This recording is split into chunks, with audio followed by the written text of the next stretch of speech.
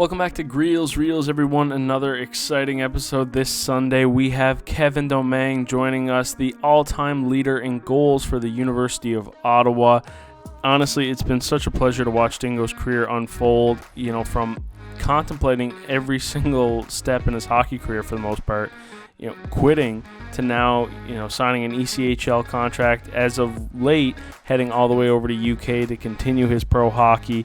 He's definitely going to go down in the Hall of Fame for the University of Ottawa, and I just can't wait for that to be announced, even though, he just finished, so it will be a while. But without further ado, we get into a fantastic conversation all about, a lot of different sides in terms of the mental game and especially just his whole hockey career, from playing all the way out in Alberta to, the minor hockey days and getting cut a couple times before he could make his hometown team. So let's just hop into that conversation. I'm your host, Robert Greeley, and this is Greels Reels. Dingo, ça va, mon ami? Ça va bien, et toi? Très bien. It was funny. As soon as we confirmed our time for the recording, I was scrolling on Facebook or whatever it was, and I seen a clip of Pat McAfee interviewing Marc-Andre Fleury, which I'm not sure why, because he's normally a football guy. Yeah. And obviously Fleury is French and whatnot, and Pat McAfee was trying to impress him with his French, being like, "Oh, ça va, bonjour," and I'm like, and that was as soon as I finished talking to you about getting the time. So I'm like, man, this is gonna be me and Dingo in like a for week. sure, man, for sure. That's funny. I'm curious now, though, just kind of going back and growing up in Quebec, in Laval. Just tell me about your childhood and where the love for the game really started. It's definitely a family thing. My dad's been involved in hockey for forever. So right when I started to walk, he bought me a pair of skates and brought me to the rink. He was already coaching minor midget and some older kids, and he was involved in hockey, so I just picked up the passion, I guess. But I touched some other sports. I played football, I played soccer, baseball, but hockey was definitely a family thing. But yeah, it's definitely a family thing. My dad is one of the reasons why I stayed in hockey for sure. Besides family, what really took hockey to the top as opposed to, say, football or soccer? Maybe you divulging in a career there. I I guess it was just easier for me, more natural, I guess. I was a good runner when I was younger. I was a good running back at football, but yeah, I think just hockey just stayed. I think it was more natural when I had more fun. I yeah, I do think I was more natural at the sport of hockey more than other sports. Was that something you realized right away that you were pretty good at it, or did it maybe take some time, and maybe once you got to the AAA ranks is kind of when you realized you had something? Yes and no. I was a natural athlete when I was younger. I was pick him up the sports pretty easy. Like baseball, I randomly started to play at like 11 or 12 with friends. Football as well. Soccer, I was a goalie. It was easy for me to play. I don't know, but hockey was definitely just more fun and more natural when yeah, like it's yeah, it's hard to explain, but I guess it's really like just a natural. I don't know, I guess it's natural for you to do like social media stuff and talk to people, so it's very just a natural thing, I guess. Yeah, so I guess similar, to myself. I think I've talked to you about it a couple times. More or less, like in grade 3, I wanted to be an author, and then as middle school and whatnot all came, that came into a love of like broadcasting and hosting Yeah, and all that. So it was just something that I've always shown the most interest in, and I think that was probably similar to yourself then. yeah, definitely, yeah. So in terms of multi-sport athlete, is that kind of why you kept when you were in the younger levels, why you kept playing football and soccer? Well, in my family, like it was really, really important to always have something to do. There was no way that I wasn't doing something during summer or winter.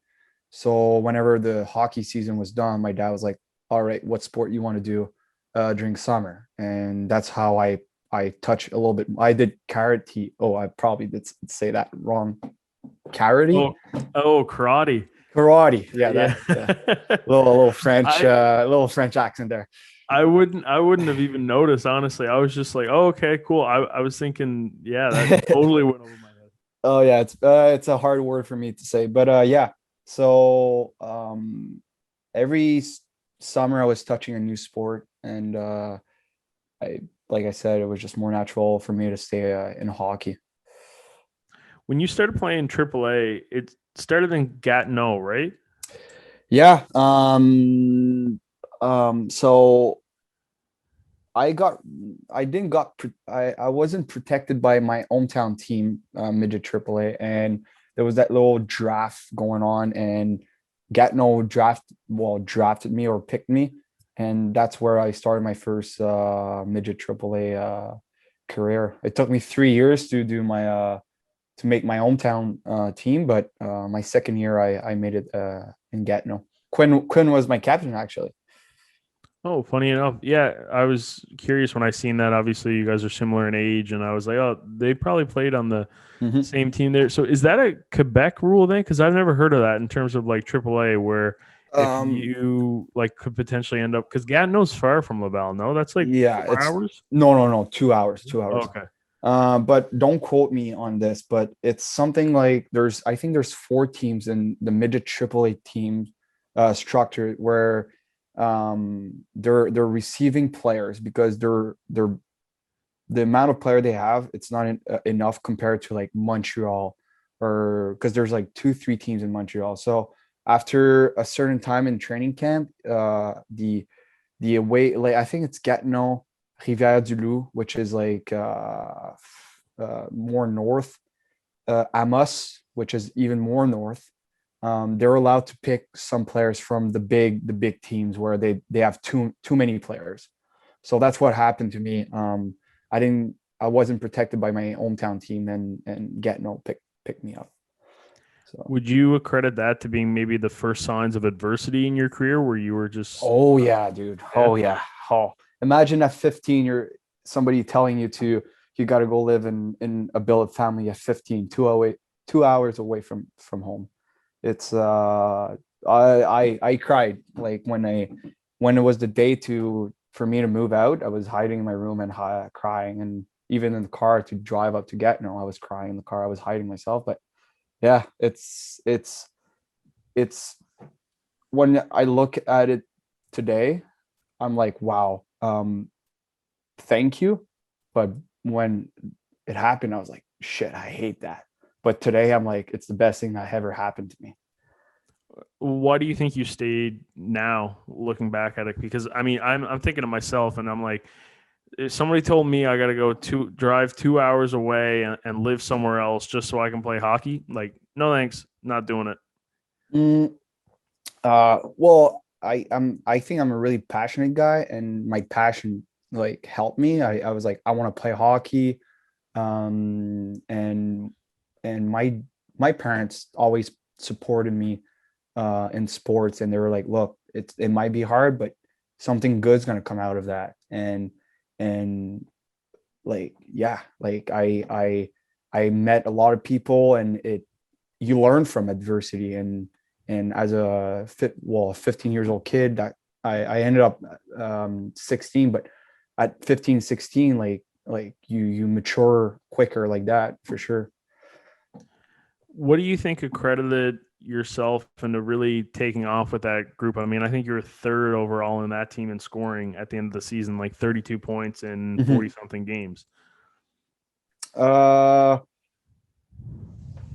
it's I think I because I couldn't just come back home and it's like, mom, dad, like it's not working. Like I was alone, I could call them, but it was it was not easy. So it just the factor of being uncomfortable in a place where you need to be comfortable. It's kind of weird to say, but um I think to wow, I'm searching my words right now. Uh, it's just to adapt. It's at the Mhm. end of the day, it's you gotta adapt to adversity, and I had to learn that pretty quick, and that's what. Yeah. So you wanted to prove too that there was like you weren't half-assing the move more or less. Like it's not like Yeah. you were going there and maybe off ice it sucked. You didn't want the off ice stuff to really show through in terms of the on ice stuff, right? You that was important for you to keep performing. Oh yeah. Oh yeah. And they really took care of me. Like the Billup family there was awesome. For my first experience, it was awesome. So it was easy for me to adapt to the situation.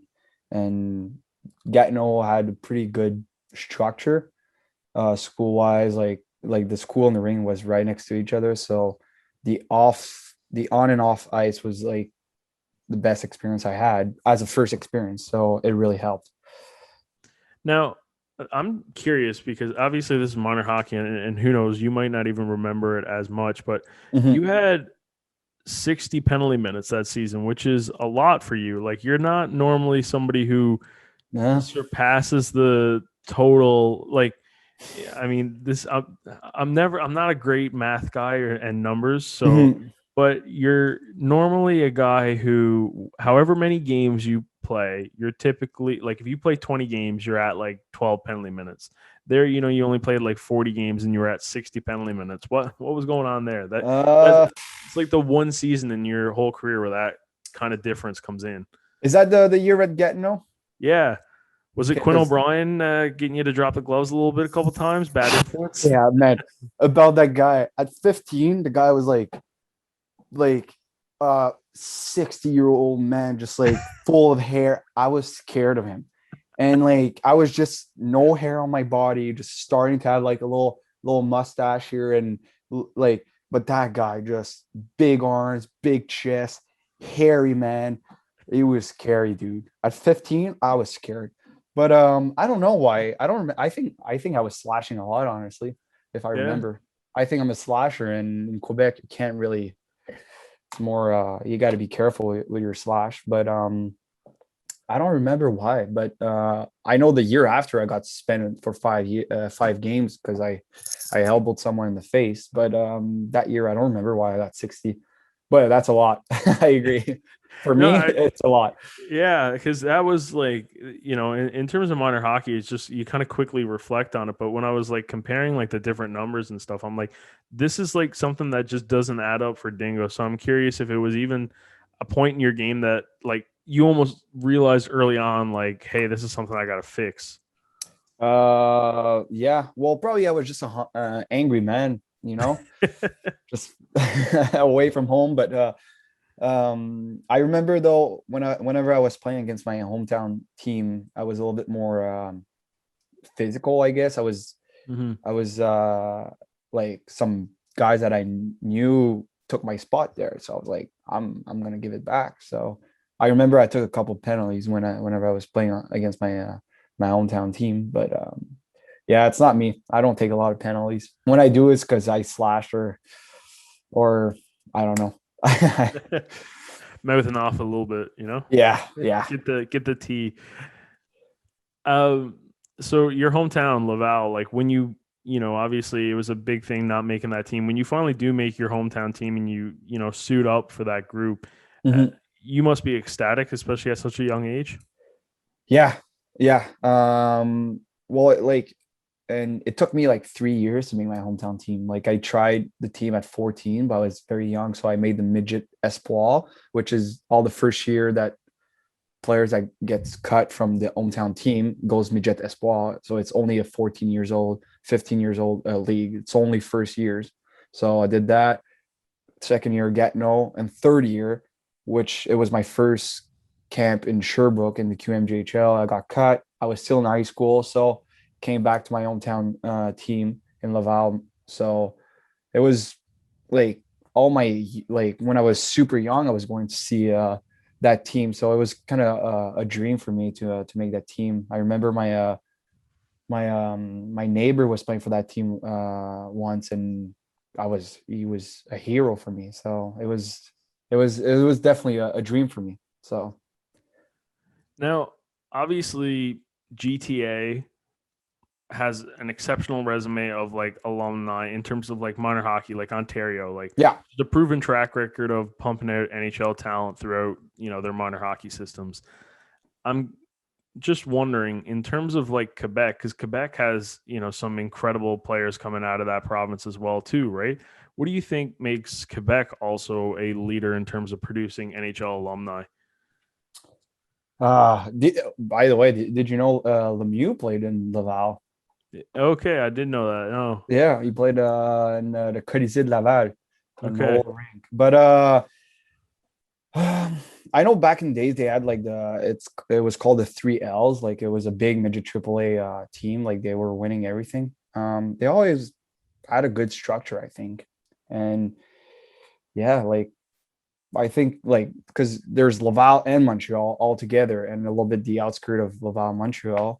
So there's always a lot of players, and like with a lot of players, there's always like good players coming out of that. So I think the structure is pretty good here too. So It always interests me because I mean, coming from Newfoundland, it's something that like almost all of our NHL alumni, there's a story to it, right? Like mhm. they had a coach really vouching for them, or they were super hard worker, and then eventually they went away and played somewhere else and did their say prep school in Yeah, Ontario or Quebec, right? So there's always it's completely different. Where like our trend path for like minor hockey is almost like a lot of basically the alumni as they go away, right? So there's some yeah, things that we're definitely like trending in the right direction, I think, in terms of getting guys to be able to stay here for as long as possible. Obviously, yeah, major junior being a big path to the NHL. You're unless Newfoundland gets a Q team back, we're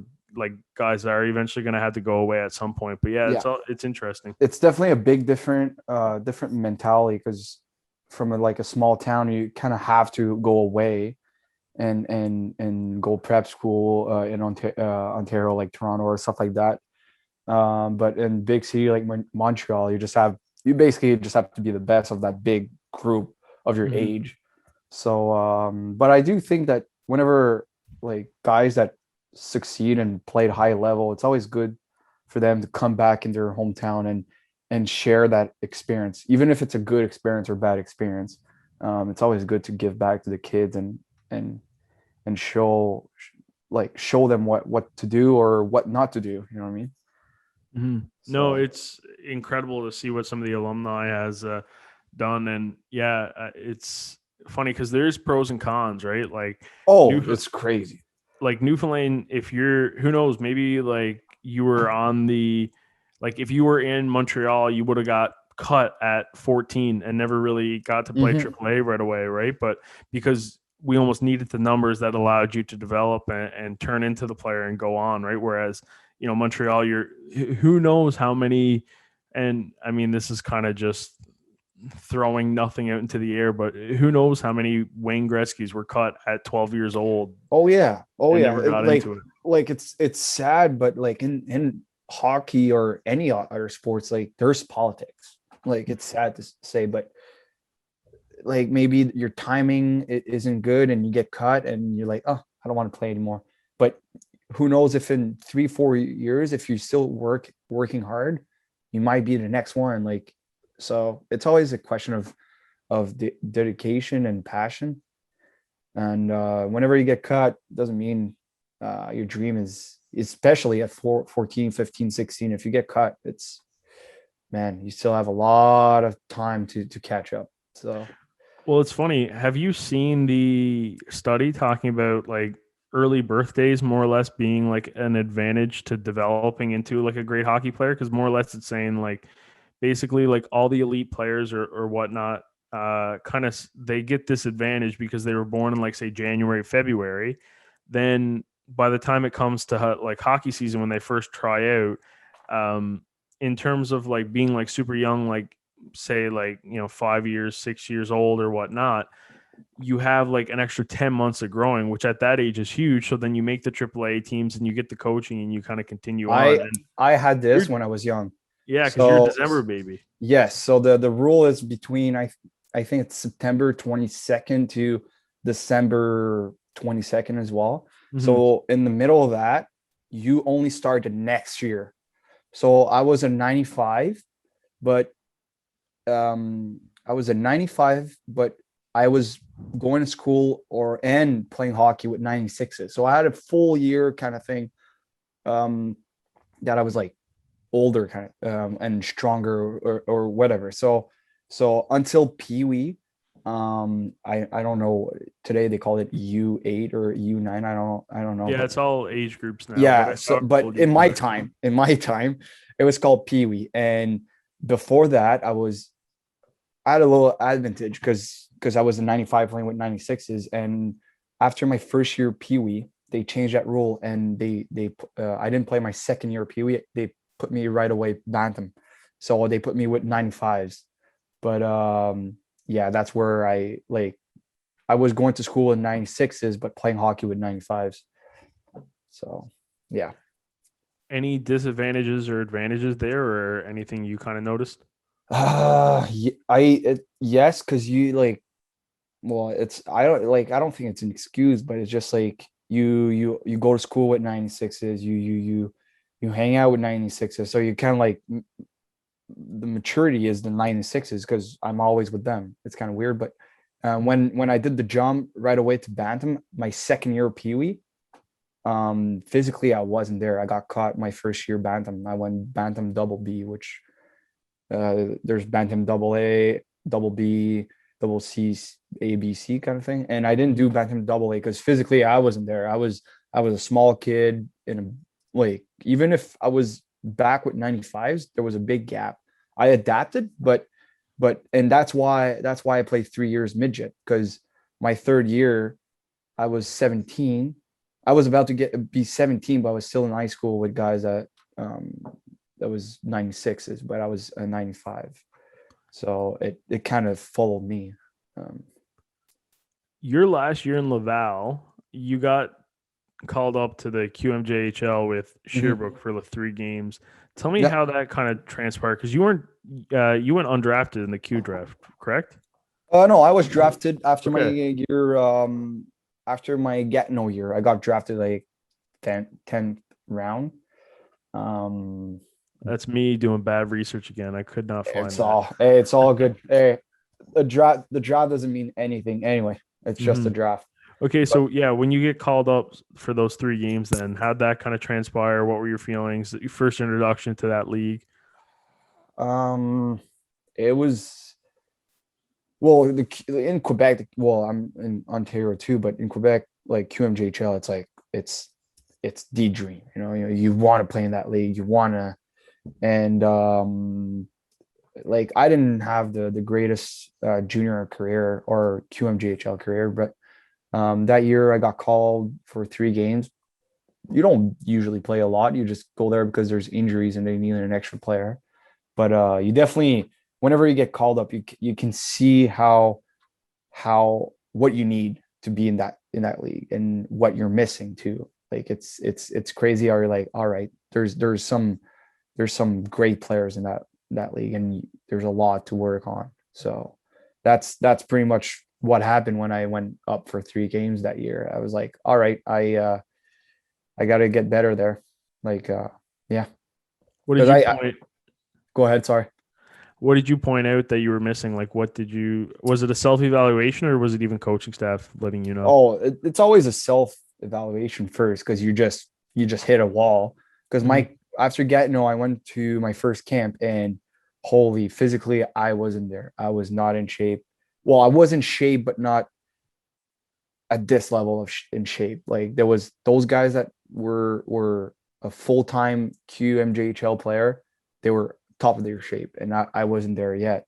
And skill wise, like, it was fine. It's just very, like, the intensity, the fast pace of the game that you have to adapt and get better at it. And all the time, when after you go up and play, like, when I played those 3 games, the coach after is like, yeah, you got to work on this and that, and we'll see you in training camp next year. So, and all summer after, you just work on that. After you get your first dress and your first start, like, take me through the mindset after. Of what? Of like of the game? Like, is it just pure oh like, holy smokes, I did it? yeah, especially the first game. You're like, wow, look, I'm here. Like when you put the jersey, I'm like, holy, I'm gonna play my because it's basically pro hockey at this point in QMGHL because you get a little bit of money, you don't do anything else and then hockey. It's your first pro like experience after midget triple A. Midget triple A is almost pro, but when you get to the Q, you wear the visor, you're like because when you wear the visor, it's like, all right, I made it. Because I don't know, like the visor, like it like it's symbolic. It's like, wow, I'm wearing the visor now. But you just every time your name is called and you go on the ice, you work. You just try to not get scored, and if you score, well, you're lucky. But you just try to work hard the entire shift. Now, next season for you was in the QCHL for the most part. Yeah. Obviously, another year where you were kind of getting called up. Was that 9 games that you were called up? Was that all consecutive or was it periodic throughout the season? So the Q, well, so the QCHL is like ever heard about the CJEP Yeah. in Quebec? So it's the CJEP league. Okay. And it's like junior A and well in Quebec it's called junior triple A, but it's like junior A in Ontario. And it's the Would it same. be similar to like the Maritime Hockey League, like what Drover and Nukes played in? The Yes, at the Ep? Yeah. yeah, but the QCHL is more like a student athlete league where school is important. You have to pass your classes to play and stuff like that. Most Mhm. of the guys that play in that league wants to go NCAA. So I played there, and the rule was because it's mostly school. The rule was whenever I was going to play with Sherbrooke, I was not allowed to stay more than 24 hours. I was not allowed to miss class. There was like a league rule. So sometimes I was like going to Sherbrooke, play, and come back the same night. It was yeah. So it was not all the time a full weekend or something like that. It was just like hey, we're playing Friday, come, and I was playing with my team the Saturday, and it was interesting year. It was a lots of hockey that year. I feel like that's not necessarily putting you in the situation to succeed either, though. Um, well, it's because in Quebec there's a little bit a war between those all those leagues like Junior AAA and QCHL. Like it's the same level of hockey, but one is more school oriented, school like they're pushing school, and the other one isn't. It's better now, but in Mhm. my time they were not pushing school, but QCHL was. So it's a little bit of war between, and the rules are just like mixing. But I think it's better now. But I did pretty well that year. Is the first year I think I was really offensive, and that offensive scoring mindset I had that year. That's where I kind of clutch in of how to score. I guess I did pretty well that year. Yeah, when I say not setting you up for success, more so like just like in life. Like, I mean, trying to manage like, mental health, your Yeah. academics and everything like Well, that. honestly, I think being a student athlete is the best thing that ever happened to me. Like you learn so much, um, and even if it was hard to do school hockey and QMJHL at the same time, I never failed a class. Very proud of that. I'm not a big Hey, school guy, but you got hey, one up on me, man. I failed one class, hey, first year university, second semester. never failed CJEP in university, but don't ask my grades. They're not the greatest. That's for sure. I but just had I had the one rough history class. It was the 20th century world post 1945. that's the thing And with history classes. I hate homework and exams, but I could listen to a teacher talk about history all day long.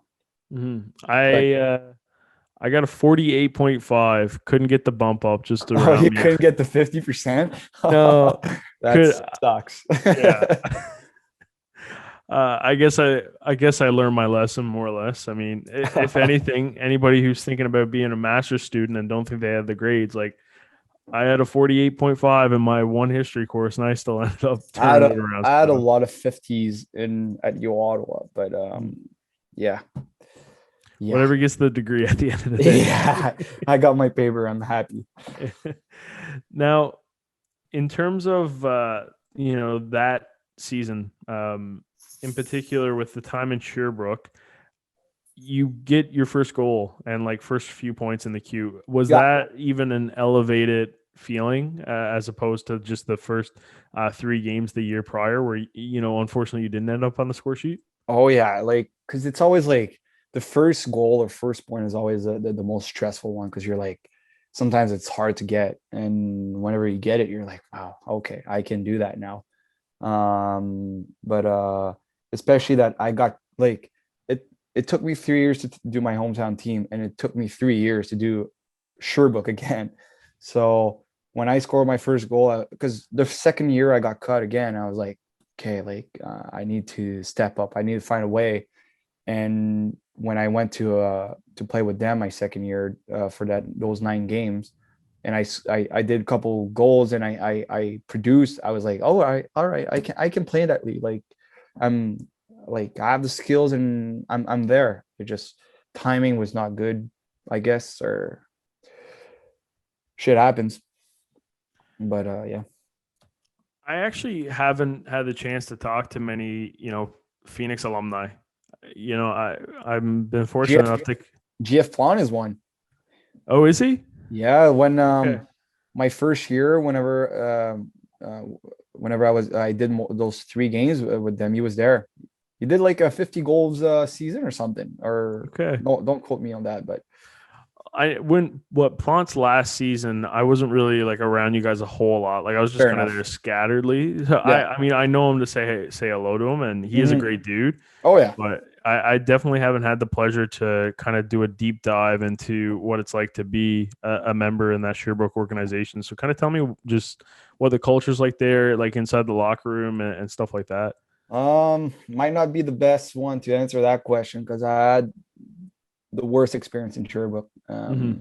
Not against that team or the structure or the people there. It's just my experience in the QMJHL was not the best. Like you either have a great uh, um, career in QMJHL or you don't, and I didn't, and part of life. But great town though.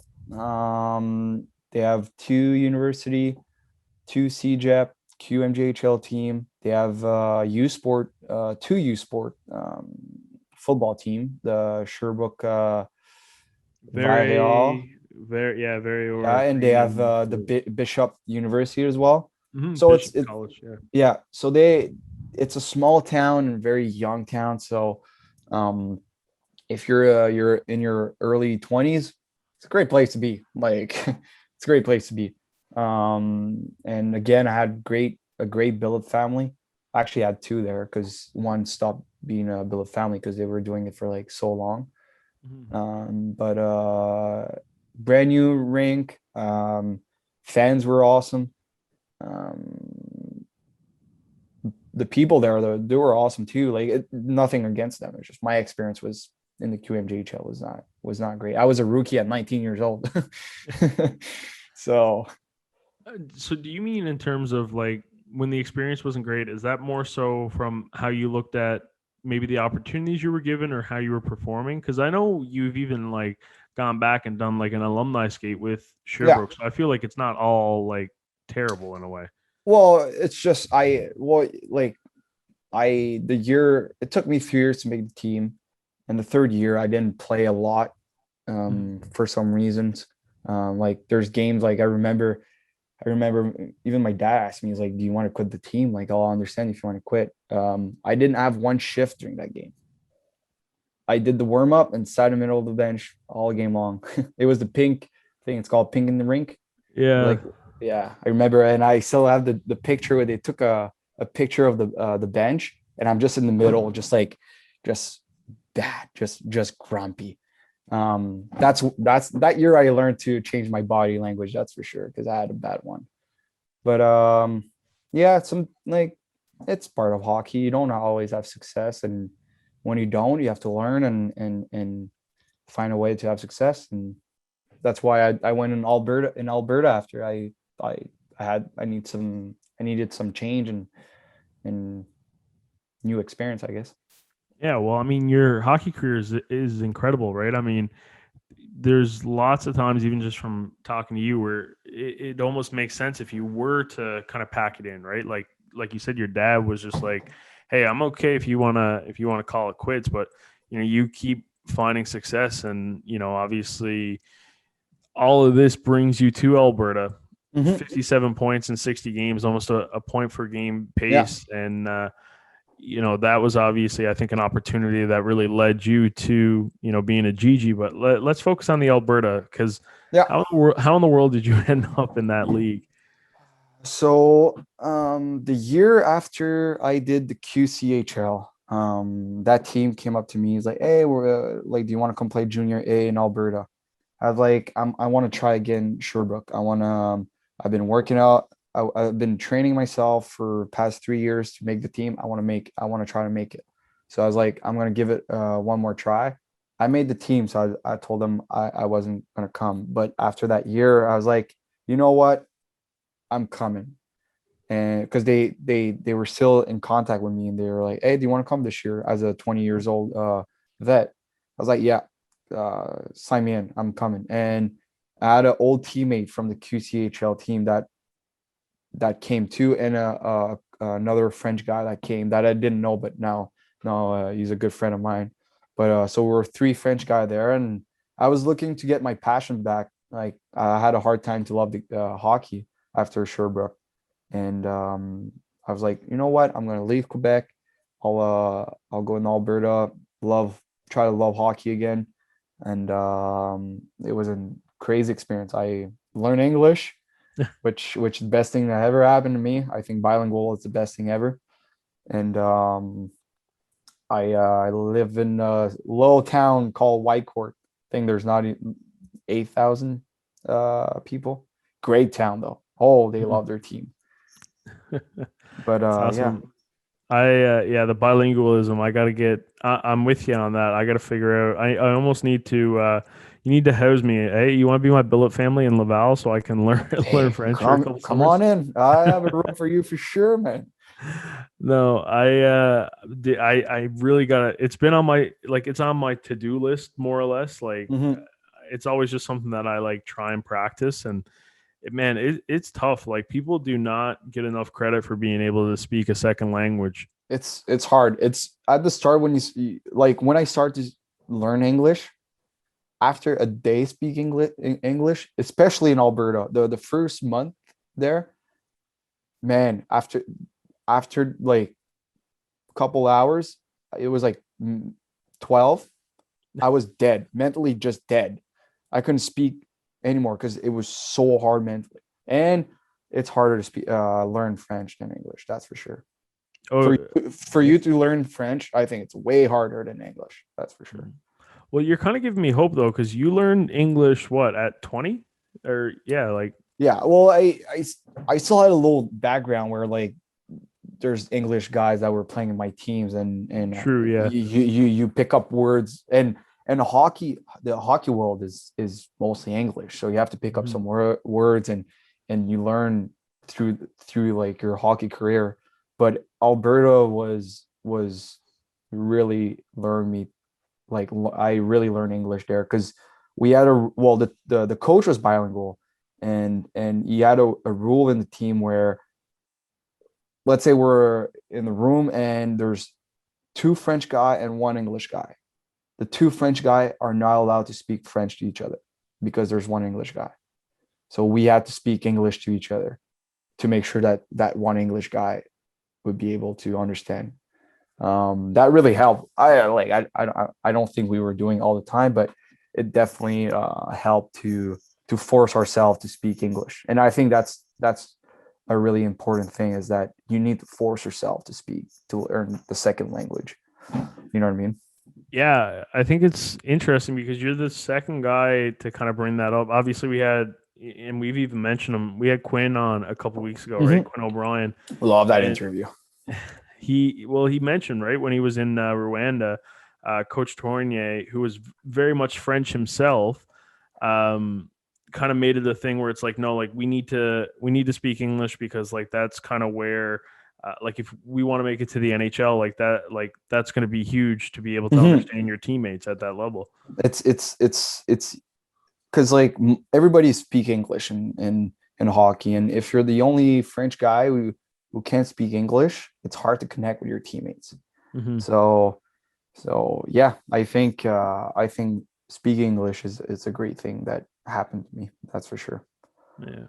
Yeah, I like I said, I got to figure out how to get French into my everyday. It's Yeah, I noticed when I was in high school, like I had like the basic French course that I took, yeah. and that was good, like because you were kind of just talking like similar words, almost I guess in a comparison to what you were saying, where like you'd have a couple English guys in your team and you pick up on a few words, but Hmm. what was cool, we got to do like a field trip to like Saint Pierre et Miquelon, which is like that France island right off of Newfoundland. Yeah, So they're all French, and I wasn't a part of it, but I know like they've done like Quebec trips in the past as well. And yeah, like I had a decent amount. I remember actually, funny enough, on that Saint Pierre field trip, I got a chocolate bar on the first day. It was awarded, one chocolate bar every day was awarded to the person who was trying the French the most, and I got it on the first you day got it. to kick off the trip. But then I went to a college in my hometown in Newfoundland after that, and that was just like one full year of barely any French. No French, and Hmm. then by the time I get to Ottawa, it was kind of all lost, and Yeah. I mean, like I said, like we kind of started off the interview jokingly, like ça va, toi, bien. Like that's kind of that first little part of the conversation is where where I got it hammered down. But Yeah, don't worry. My girlfriend can speak a word, and well, she picked up a couple of words, but French for her doesn't know anything in French. So I have to teach her a little bit. So she's slowly picking up some words. yeah, So I understand. I understand what you're feeling.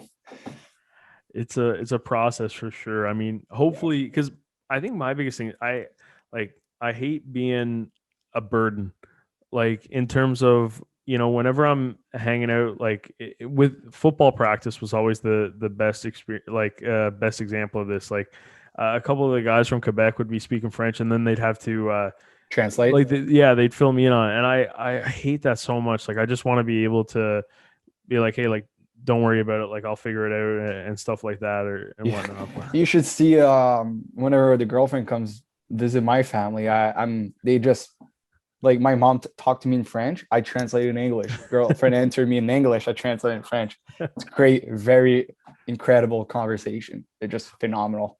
I guess that's it's probably good for you in terms of like even continuing to practice Oh your yeah, bilingualism. oh yeah, it does. It does. I still, my English is still not great. I still try to find my words and stuff, but especially Mhm. when I get nervous or I make a mistake, I'm like, oh no, I can't make a mistake. I start panicking and make more mistakes. But I ever heard my first interview in Ottawa? Who was it with again? It I'm was trying to what's his name? Forgot his name. But I had that cowboy hat, and it Oh, was the worst interview ever. But yeah, I got better, that's for sure. I'm vaguely remembering. I do know, like, since the course that I've known you, yeah, like your English is like improved immensely. Like it's impressive. Like I wish half of Thanks. my Thank you French very much. improved as much as your English. Yeah, like I said, if you're not forced to speak, I don't think like it's harder to learn. Like you almost Mhm. like you have to make mistakes. You have to make mistakes over and over. And that's how I picked up English, I guess. Yeah. I do have to figure something out, but I mean, regardless, we can continue Hey, you chatting know and stuff what? hockey. You yeah, sure. We'll get back to hockey, but change your settings on your phone in French. Yeah, Oh yeah, or laptop or something. I heard. Yeah, I heard like Netflix subtitles in French are always a good Yeah, strategy yeah. and whatnot. I was doing for a little bit. I was doing the app, but so it was like the Weeble app or something like that, or like Yeah, I never the heard. I don't know. It's one of the basic ones. And I was doing that kind of like religiously for like a month, but I just got bored with it because I'm like, I'm Hmm. not learning anything. This is like, it's not really tailored to what I already know. So I'm like, I'm spending 20 minutes of my day just reiterating the fact that I know that a dog is Chien. Yeah. No, yeah. Yeah, it must be boring at one point for sure. But Yeah. yeah, you can come back to hockey. Sorry, we kind of Hey, no, I love. I That's the thing is I could talk about all this as much as possible, oh, right? if there's one thing right now it's very addictive, it's podcast and going on YouTube and listening people just talk. It's crazy. Mhm. I'm addicted to YouTube. It's crazy. I'm averaging about 3, 4 podcasts a day, depending on the length. Yeah, 3, 4 is I'm probably the max. during COVID because you're drinking beers and like it's getting heavy drinking beers, you know. So I picked up a little hobby of like having like sipping whiskey and trying to like pick up like different whiskey and I'm been listening to like expert on YouTube explaining how to taste whiskey and holy shit I'm addicted to that. Not the alcohol itself but the people who talks. That's interesting. Why whiskey? Like, why that fascination? Why'd you want Well, to switch it there's up? there's bourbon, whiskey, American whiskey, Scotch, and all those things. But well, I don't know. Like I was bored of wine and bored of beer, and I don't know. It's hard to drink whiskey, especially like neat, like no ice, Mhm. nothing, and you're trying to pick up the taste of it and where it burns and stuff like that. I don't know. And man, the bottles are so cool. Like I like bottles are so cool, so that's why I picked up whiskey. I guess my dad too is on that too. We have a little whiskey bar right now, and during weekend we taste them. So when you're like tasting whiskey now, is it kind of like, oh, this hits on like this certain note of like, say, this birch or whatever? Yeah, well, I'm not an expert yet. I just drink it and I like yeah, it's hard for me to explain taste right now. But we have different ones and we have a little passion on whiskey right now.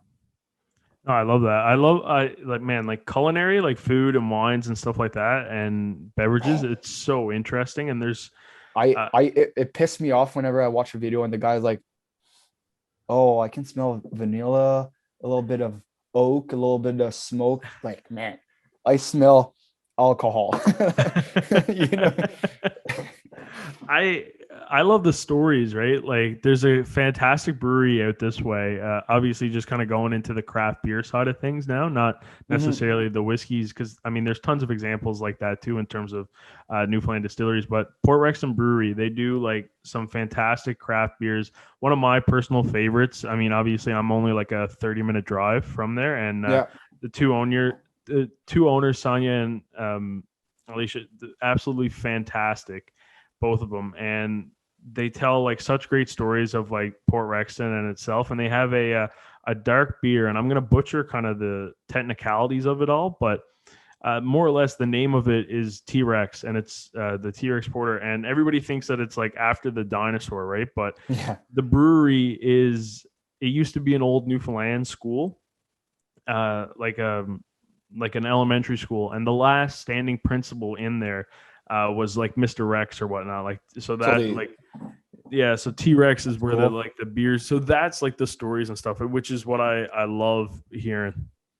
Well, like I don't know, I don't remember exactly why, but there's whiskey with an E and whiskey without the E, and there's rules like if there's not enough percentage, it's American whiskey, and man, like there's a lot of science behind whiskey, and that's what like very interesting. Like I think if I remember right, if it's whiskey with an E, it's because it's from Ireland, and without, it's from Scotland or American. But I'm not. I don't know. I don't know it by heart yet, but yeah, there's a lot of shit behind alcohol. It's crazy. Yeah, and man, all of like beverages and like food in general, like there's just so much Yeah, that goes into it because it's at the end of the day, it's an art form, right? So it's so subjective and like yeah, the that's classic, like in eye the beholder, more or less, right? it is very subjective. That's crazy. That's why whiskey is such like crazy because it can burn you like on your tongue or in the back of your throat. It's anyway, we're going really deep in whiskey. Let's go I back to hockey. I love it though because like a lot of this is the whole podcast is more to show like other sides of you, right, Yeah. and things of that, and also like elaborate on the relationship that a like support staff member like myself, like somebody who's a photographer, can actually have with the star player of the team, right? Pump your Mhm. tires a little bit, calling you a Yeah, star. I was like, all right.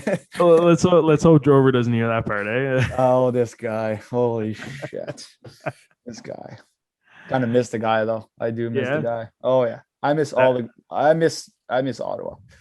Yeah, But same. if But yeah, you and Drover were quite the duo, which I mean we're gonna get into for sure sure. because Let's be patient. Let's go yeah, slow. because we're still in Alberta, right? Yeah. So Yeah. why Alberta? Because even I know we kind of talked like the opportunity was there, but I'm sure if you maybe look, there was potential opportunity in the Maritimes, like with the No. MHL, or really. No, man. I was supposed to technically I was supposed to go for a fourth year in Sherbrooke, but mentally I was like, no way, I'm not going back there. There's no Hmm. way. Mentally, I couldn't. There was no way.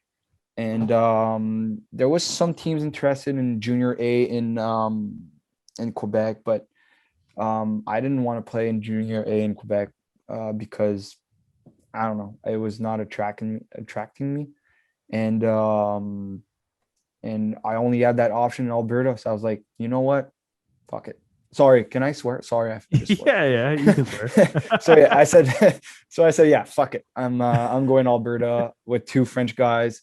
I'll have like hell of an experience. Like I, I don't regret going to Alberta. No, It's and I realized that I'm more of a country guy than a city guy because of that okay. place. So yeah. Yeah, I know. I feel like, and I mean, this is just kind of me speaking from a kid who grew up in a small town. Like, it seems like you really kind of found your own when you were really immersed in that small town kind of environment. Oh yeah, man. It's there's something attracting me about everybody know each other, um, like helping each other. Like there's I don't know. It's something like small towns, and it's very attracting me. That's for sure. Hmm. Now, tell me about like the style of play over there. Like, was it any different from what you had experienced? Was there Yeah, adjustment? Yeah. yeah, man. First game, exhibition. No, actually, it was a training camp game, like Group A against Group B. Hmm. Two, like, there's a lot of farmers there, and whole league they can fight, man. And when they fight, they just, man, it's farmers like strength. It's crazy. And when I saw that, I was like, all right, it's gonna be intense and physical here. But they were the coach there was bringing Quebec players to bring their skill in the game there, because he was saying that there was a lack of speed and skills that Quebec players mostly have. Hmm. Um, and that's why they were bringing Quebec players in that team. Um, but yeah, I definitely had to adapt to that physicality that was in Alberta, which thank you. Like I had to learn, I had to play more physical, I had to learn how to protect myself. Um, so I definitely learned from that, even if I was more a skilled guy coming in that team. I had to learn and be physical as well. So I definitely learned from that.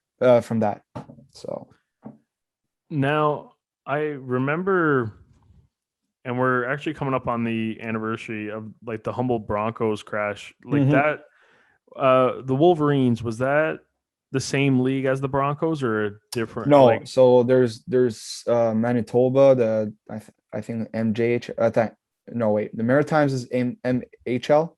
mhm, So I think Manitoba is MJHL.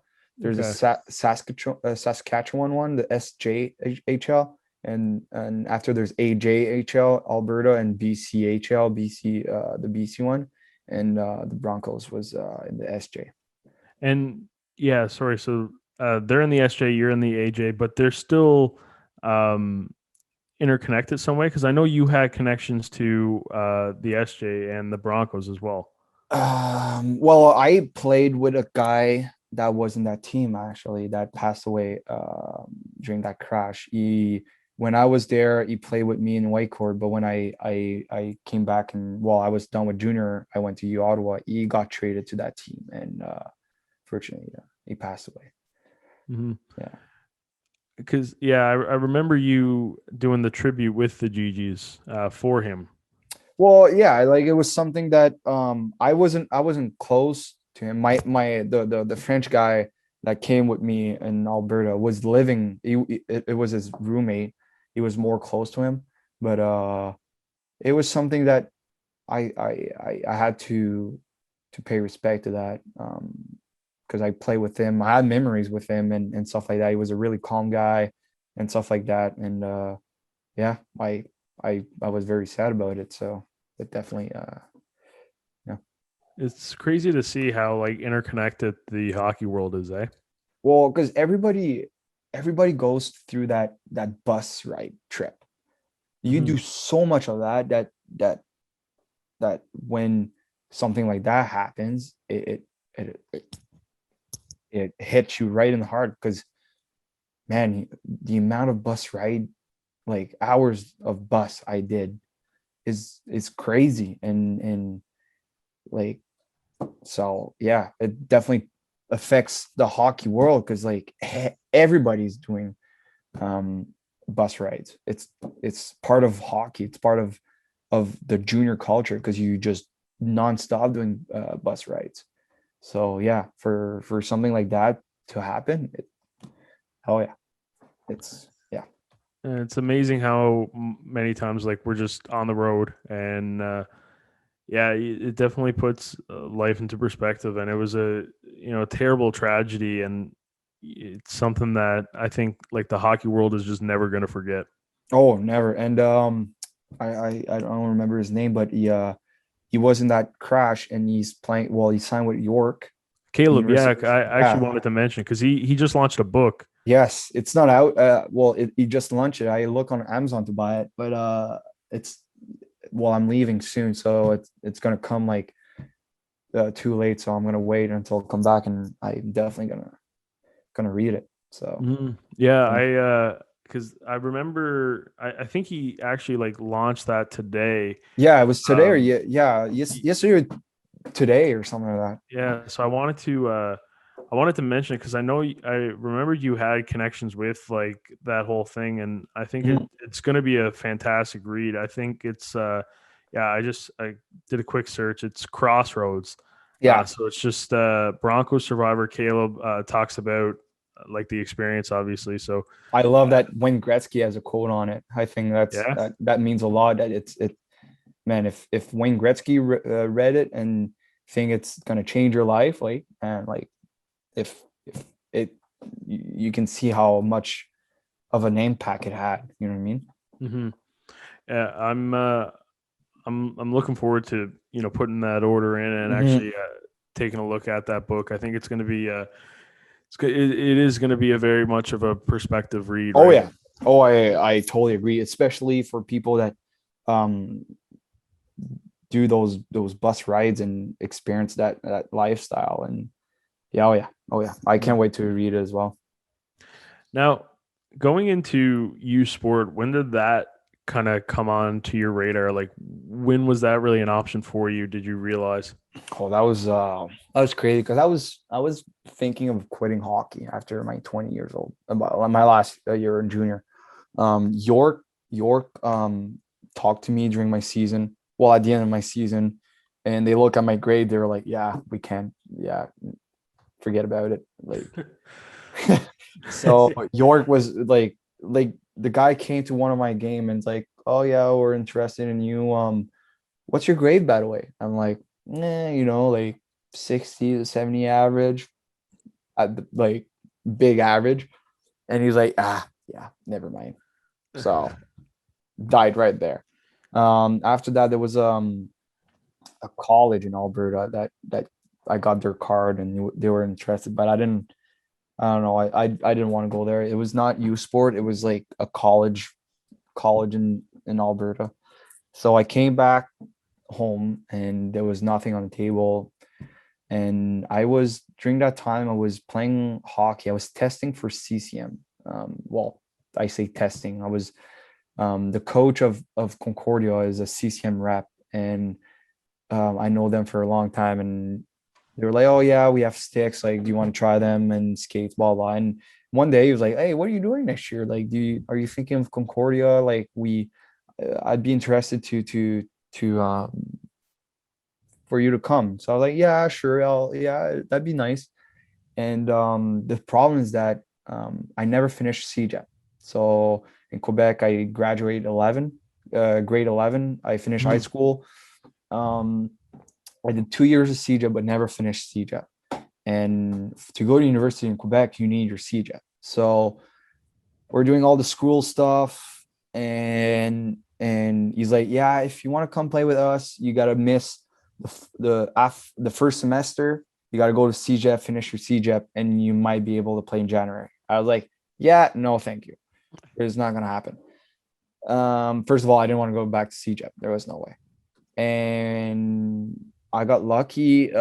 Pat called me. He's like, "Look, um, I have my full team. I have one more spot as a forward. Um, are you interested?" He's like, "I'm not promising you anything. I'm giving you the opportunity to come at U Ottawa." And I had nothing. So I was like, "You know what? I'm coming." I hesitated for a second because in my head I was like, "Do I really want to play hockey?" Like my junior career was kind of hard on me mentally. And but my dad's like, "Why not? Like, why not? Just go." And it took a bit of time because of school. I didn't have my CJEP.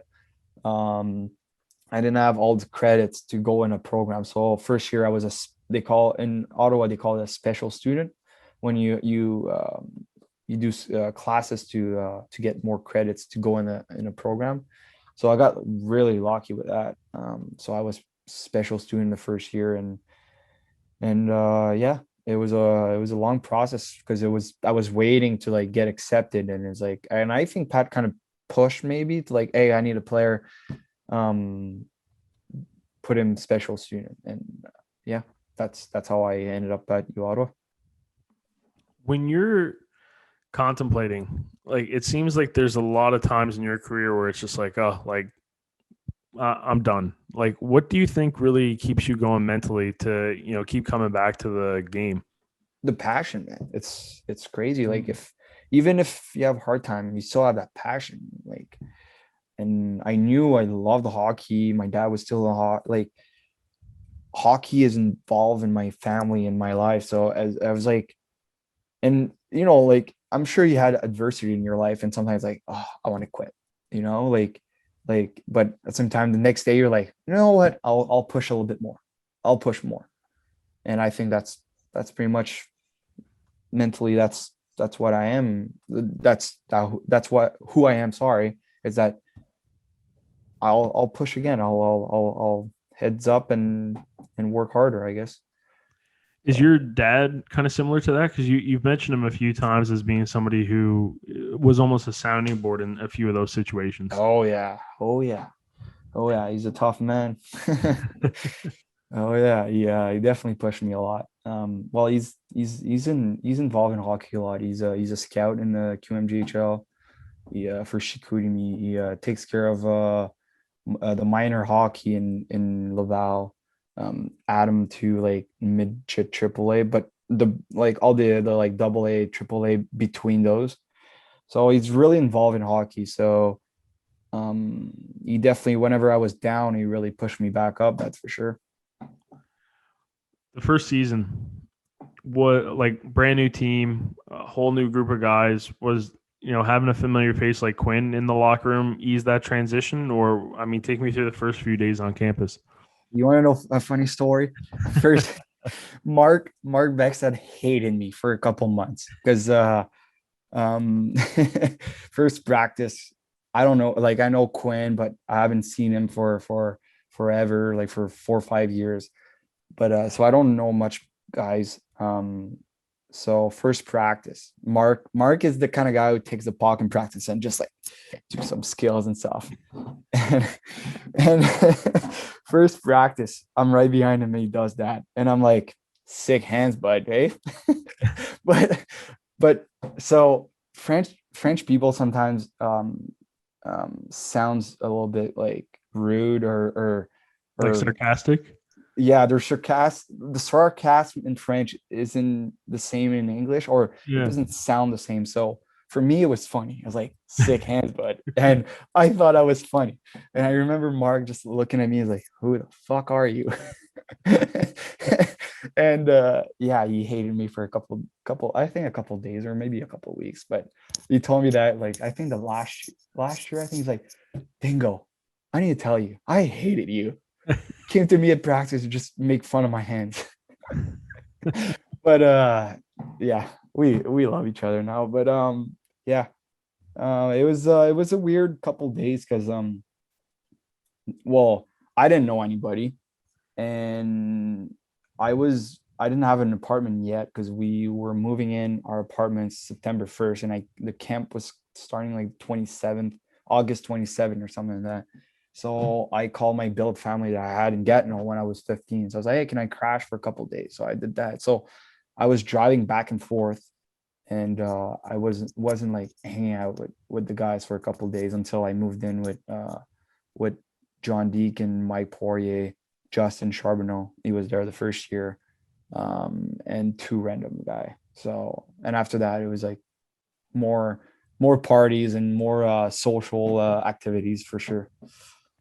So one thing I want to really fixate on now and just kind of understand, you and Drover, line mates for a long time, pretty much identical. Like, I almost, it's almost weird because you really, besides like the Sedin twins, you almost haven't seen a pair that has like fully Mm-hmm. complemented each other. And I'm sure there's probably like, if we really dive deep, we can see more examples of that. And Mm-hmm. I am just realizing I just compared you two to the Sedin twin brothers. So that I I I hope Cody looks like me. I don't want to look like him. You know, he's ugly. He's so ugly. Holy shit. But anyway, yeah. um, but like regardless, it's like you now lead the organization in goals. He leads in assists. You had 127 career points. He right behind you with 123. Like, how did it just like over the 4 years that you guys just remained so consistent and complemented each other so consistently? Good good question. Well, because the first year we didn't play together right at the beginning. I think it Pat was moving the lines and trying something, and it took a bit of time. Well, maybe half a season the first year. But I do think that what really helped is that one, I was hard on him. God, I was hard on him. Like the guy is lazy sometimes. But holy shit. But I think he knew that I was gonna shoot the puck, and I knew that he wanted to pass the puck. So that mentality of I was trusting him of making a great pass, and he was trusting me of making the shot. And like every before every game and during the game or between the periods, our little saying was like, I was like, hey Cody, just pass me the puck. And he's like, Dingo, just shoot the puck. And it was just like that perfect balance of if we were going on 2-0, I just knew he was not going to take the shot. So I had to be ready.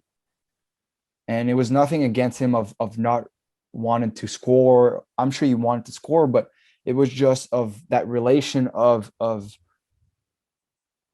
perfect balance of we knew our role on the ice, kind of I was the shooter, he was the passer. So it just worked. I don't think I will ever play with a player like that. He was passing the puck, like I was screaming a lot to him. It's like, give me the puck. But he had an amazing vision with the puck, that's for sure. When it came to playoffs, sometimes you see the individuals who put the puck in the net so much, and that's a big portion of their game. It kind of they get into a slump when it comes in playoff times, but for the most part, too, like you remain consistent over the 4 years to make sure that you were putting up points on the board, especially in those times. Like I think it was the first playoff. Yeah, again, the first year I did terrible. Yeah, I Yeah, remember. Yeah. but I mean, there was only 3 games there, and you still 2 apples, right? I mean, everything the years after, 6 games, 7 points, 5 games, 7 points, 9 games, 11 points. So like above that, point per game Mhm. thing. So like you really kind of kept that a trend. How was that possible? Do you think? Well, just the culture we had. Pat, like Pat helped me a lot to just look. We want to win, be in the structure, and but I was a bit able to go a little bit out of the structure, but he was always bringing me back. I think he explained it pretty well when he did that interview with you. But it was just a question of I had that mentality in Ottawa. Just whenever I was stepping in the rink, I was better than everybody else. It's weird to explain, but I realized that when I went to Tulsa this year. My mentality was not the same in Ottawa. I didn't care about who I was playing against. Like, just put me on the ice. I'll be better than them. And I kept that mentality for 4 years. Um, but the culture that Cody helped me a lot. Cody was phenomenal. He was passing the puck very well. Jacome too. I played with Jacome pretty much the entire time too. Sometimes different centers, but Jacome was mostly there too. He's a big part of it, but just a great team that helped me perform. That's for sure. I want to fixate on the mentality for a second. Like you said, 4 years of going to the rink constantly, which is a lot of time because you're there for practice multiple times a week. You're playing Mm-hmm. 2 or 3 games every weekend, and you're fixating yourself into this mentality that I'm better than everyone else, and you want to outperform. How are you making sure that that doesn't trickle into like your everyday life? Because I sometimes find it even in my own work. I'm like so hyper fixated that it's like, hey, like let's pump the brakes here. Like this is spilling Mm-hmm. out into now all of a sudden you're making your breakfast super intense, and like that's Yeah. just Well, mentally exhausting. it's it's it's the way to explain that. It's the difference between super confident and super cocky. Mhm. And at some point, I was probably too cocky, and that's where Pat kind of like, hey, like like focus a little bit more here. And even like the team too, like helped me to. I was cocky sometimes, and I won't lie, like, and I think I had to at one point because I wanted to perform every day and every night when I was putting my helmet and my skates on. But um, it just I really every time I was on the ice in Ottawa, I loved it. Like I just I was going on the ice and I was like, I'm performing tonight. I'm like even practices. We were doing so many mini games that man, like I if I lost the mini game, I was so mad. And I broke I think 2 or 3 sticks in 4 years in practice just because we lost mini games like 3-on-3 and stuff like that. I just I just wanted to win and be be the best kind of thing. You certainly did perform exceptionally well. Listen, you don't have to admit to it or own it, but I'm gonna paint this picture right now because you are gonna go into that Hall of Fame for the University of Ottawa Gigi's men's hockey program. You Thank you. lead the team in goals. Yeah, obviously, like two first team all. What was it? Not all Canadian. Sorry, two first team. Um, two OUA East first All Star teams, and then also an All Rookie team as well for the OUA East. Mm-hmm. You're leaving the program as the leader in goals. Like I said, like it's gonna be you're gonna get a call eventually. It's just a matter of time when obviously you I literally just finished. But I how's that feel? I'd be honored, that's for sure. But I think I I hope the OG OJ team, like the guy that was there, all the guys that were there year 1 to year 4. I hope that team goes to Hall of Fame as well. Like we build that program perfectly. But I'd be honored for sure. But I hope Cody is there too. I hope Pat, I hope that goes in Hall of Fame of as a coach. He probably the best coach I ever had in my life. But yeah, it's definitely an honor to for you to say that. And if one day it happens, that's for sure an honor. And I'm pretty proud of what I accomplished in Ottawa. But there's so many things behind that helped me doing this. So yeah, even as I was a passionate employee as well. I was a ring guy for 2.5 years. So yeah, I really have the GG logo on my heart. That's for sure. As an employee and as a student and an athlete, that's for sure. I love it. I just mentioned, you were named to the All-Rookie team, OUA East, and after your first season, with so many challenges in your whole hockey career and thinking about quitting so many times, after that first year, when you get that, do you think that was also a big boot of confidence to, continue and replicate the success that you had in the first season? Oh yeah, and we were like a rookie team as well. So being named a rookie all-star or whatever you want to call it in a rookie team, like our team, and like it was just a boost of confidence, that's for sure. Coming up in that league, because when we started that season, I was like, all right, like it's nerve-wracking. Like I was like, oh, am I gonna perform? Am I gonna play well in that league? Like, and when I ended up doing pretty well the first year, I was like, all right, well, I can do this. So no, it's definitely an honor. When you get back into the locker room with Quinn O'Brien, you started off this podcast saying you were scared to death of him. Were Still you still scared. I'm scared? still scared. But man, like he's probably the guy I learned the most from him, as because I was never a leader. Like honestly, like I'm not a big guy who speaks. Sometimes I could look like a really grumpy guy just because I'm very like I'm not grumpy. It's just I look grumpy. But um man, I learned so much from him, and as to mature and how to be a leader. I'm still not a leader, but he's a perfect definition of a leader. Even Eric Locke is one of them. Like those two, like they those two caught me, like I was just crying my balls out, like my eyes out. What's the expression? Crying my eyes out. Right, yeah, eyes, yeah, not Yeah, balls, eyes. I said balls there. But yeah, in the living room, just crying, and those two are just there, just helping me. Um, but yeah, like those two captains definitely helped me going through my 4 years, and I live with Quinn, and I think like a great leader, you can question him about how a good elite of how of a good leader he is, but he won't answer you. You'll answer you by his action. You know what I mean? And that's Quinn. I sometimes I was like, are you like, is he really a good leader? And every time I was like, yeah, he is. Yeah, he is. And like, he's definitely a guy that I want to keep in contact with him for sure.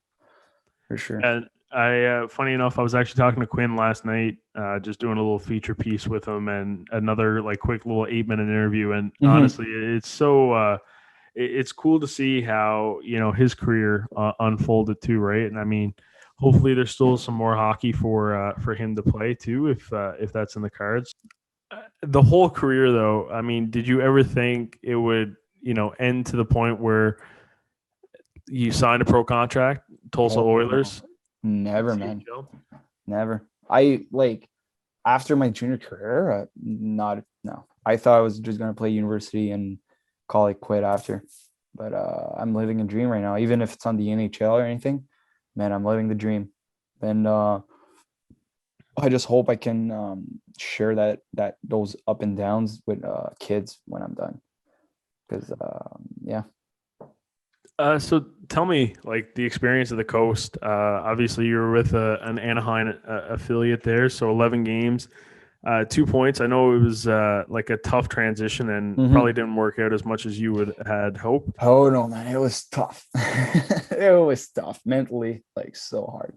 Especially coming up from 4 years of scoring goals and having success. And so I had that little in my head. I had that little pressure of like I'm coming here to score goals kind of thing.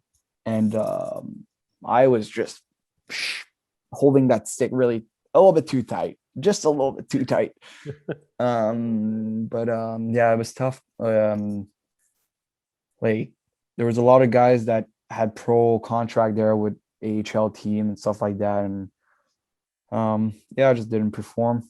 Got scratched for six straight games, like and stuff. So it was going through 4 years of playing all the games and being in a comfort zone kind of thing, and going there and getting scratched, getting benched, and um, yeah, like was I ready? Who knows? I think I was ready, but it would be everybody would play pro if it was easy. You know what I mean? So Mhm.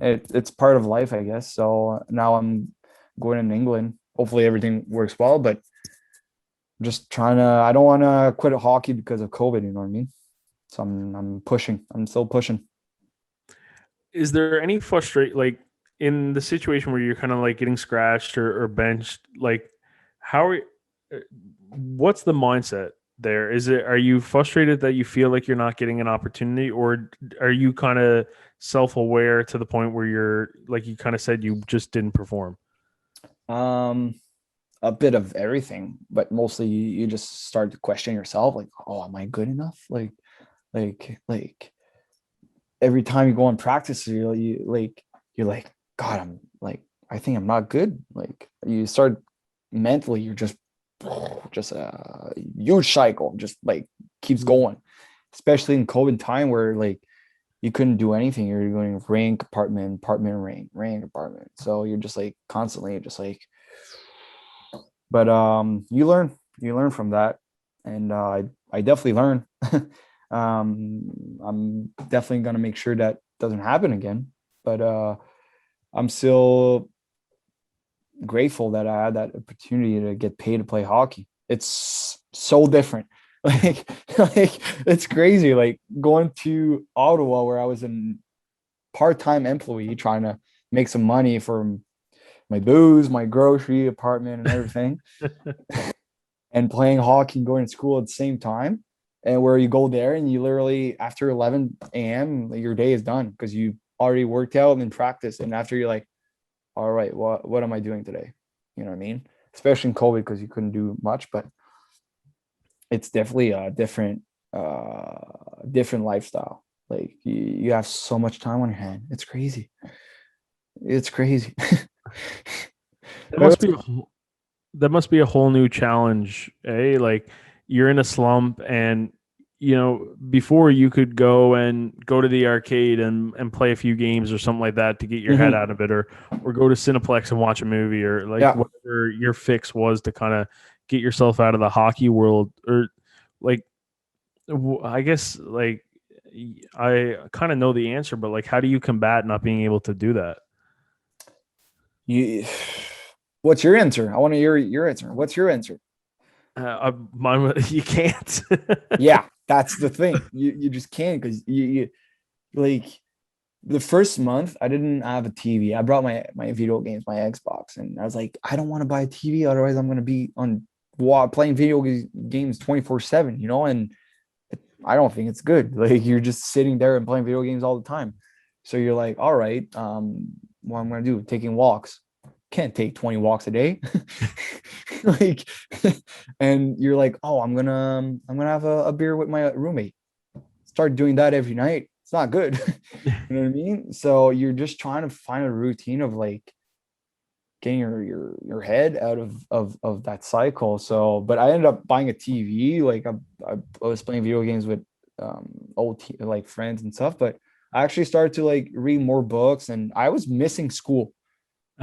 Like it was crazy. Like I was like I just want to go in class. I just want to go sit in class and go to school. I was missing that, but I just bought books, starting to read. I started to write a bit just for fun. Just I actually, like, we're talking about my hockey career. I'm writing all my on in a little journal. I'm writing my hockey career just for fun. Just why not?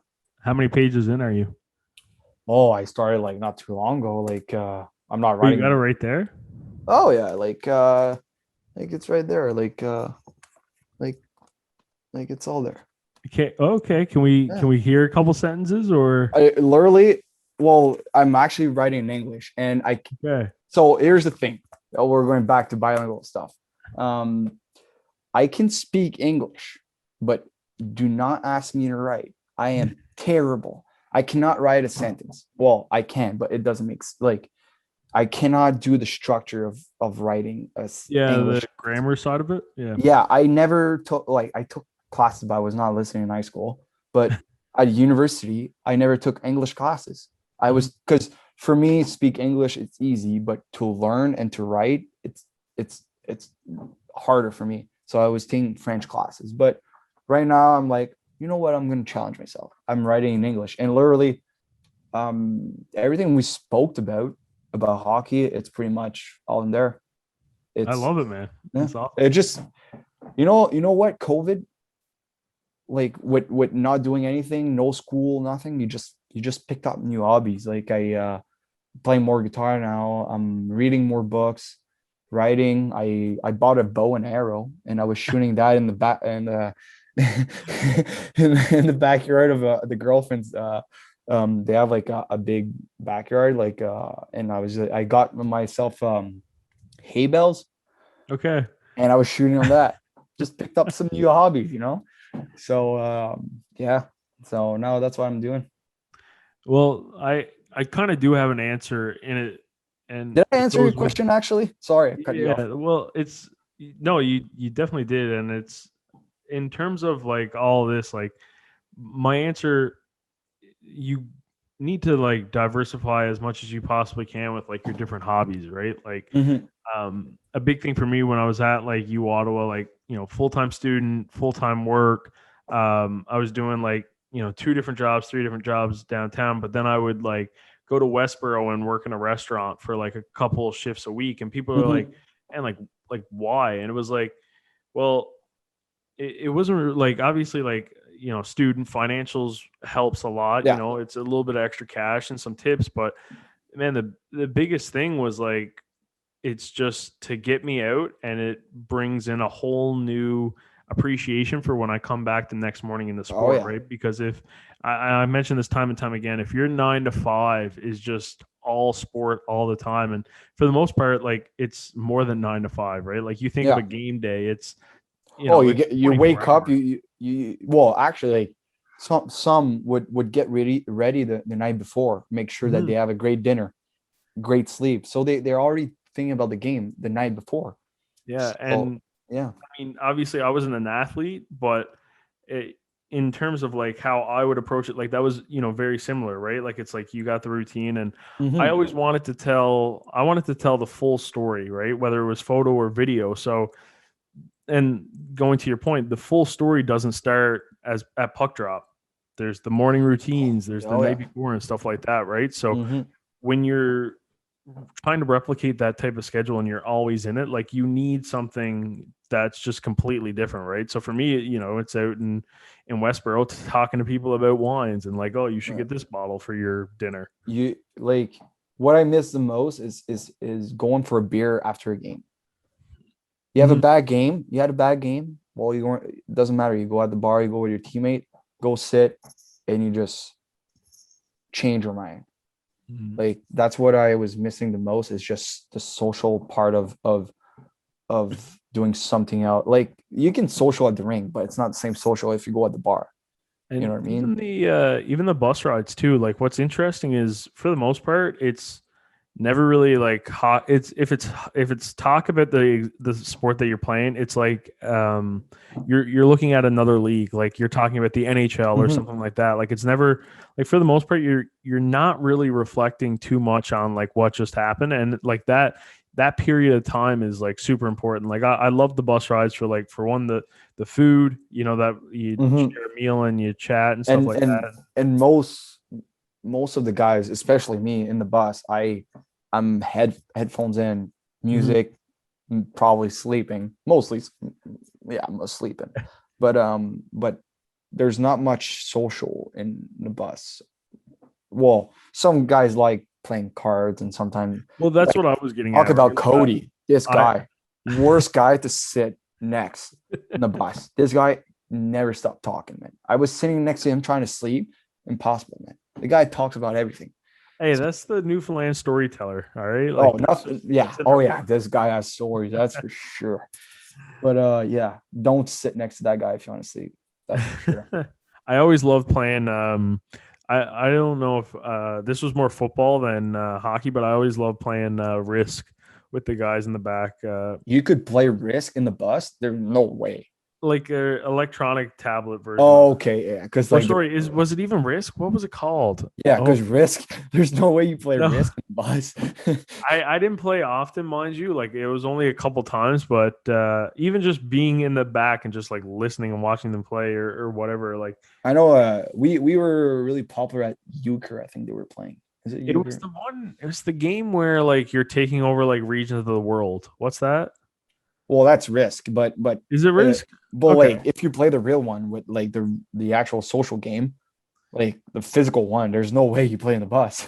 No, there's a version. There's like an app version of it though. Oh for sure. I bet for Yeah, yeah, sure. yeah, yeah. We would play on the iPad. We would play Risk on the iPad. Oh, that's cool. That's a great Yeah. game. I actually love that game.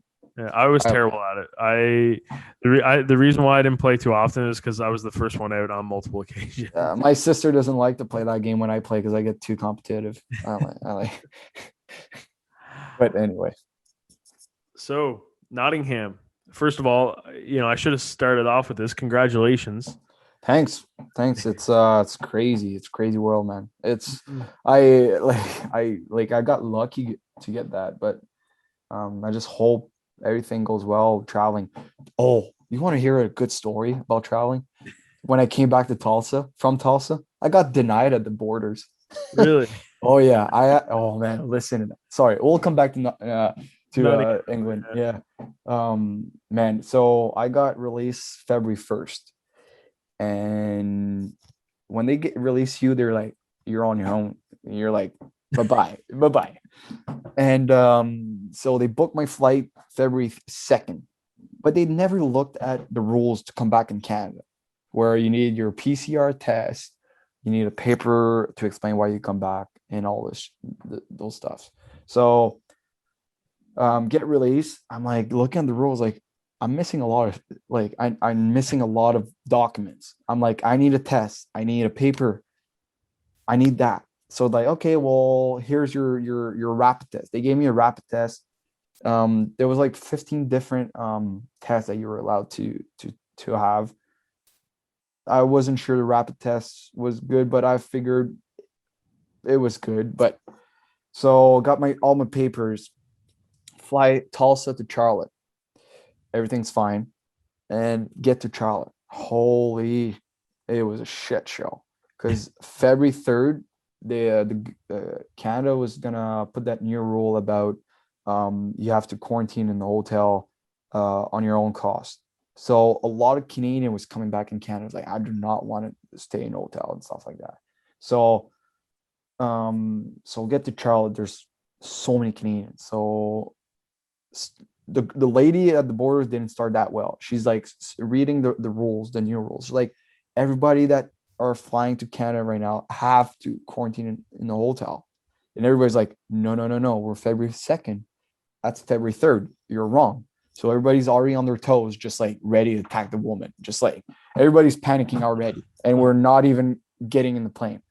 So before getting in the plane, you need to get your temperature check. They look at your papers, like your test, your test, your documents, and everything. You have to download the app Arrive Canada or stuff like that. She looks at my test, like, nah, it doesn't say PCR. I can't have said that. I was like, what? So me and 10 other guys got denied. and everybody's screaming at the lady, just like boom, boom, boom. And I'm just in the back, just like, what am I doing? I'm like, call my dad, like, Dad, can't come back in Canada. He's like, oh, like, I don't know what to tell you.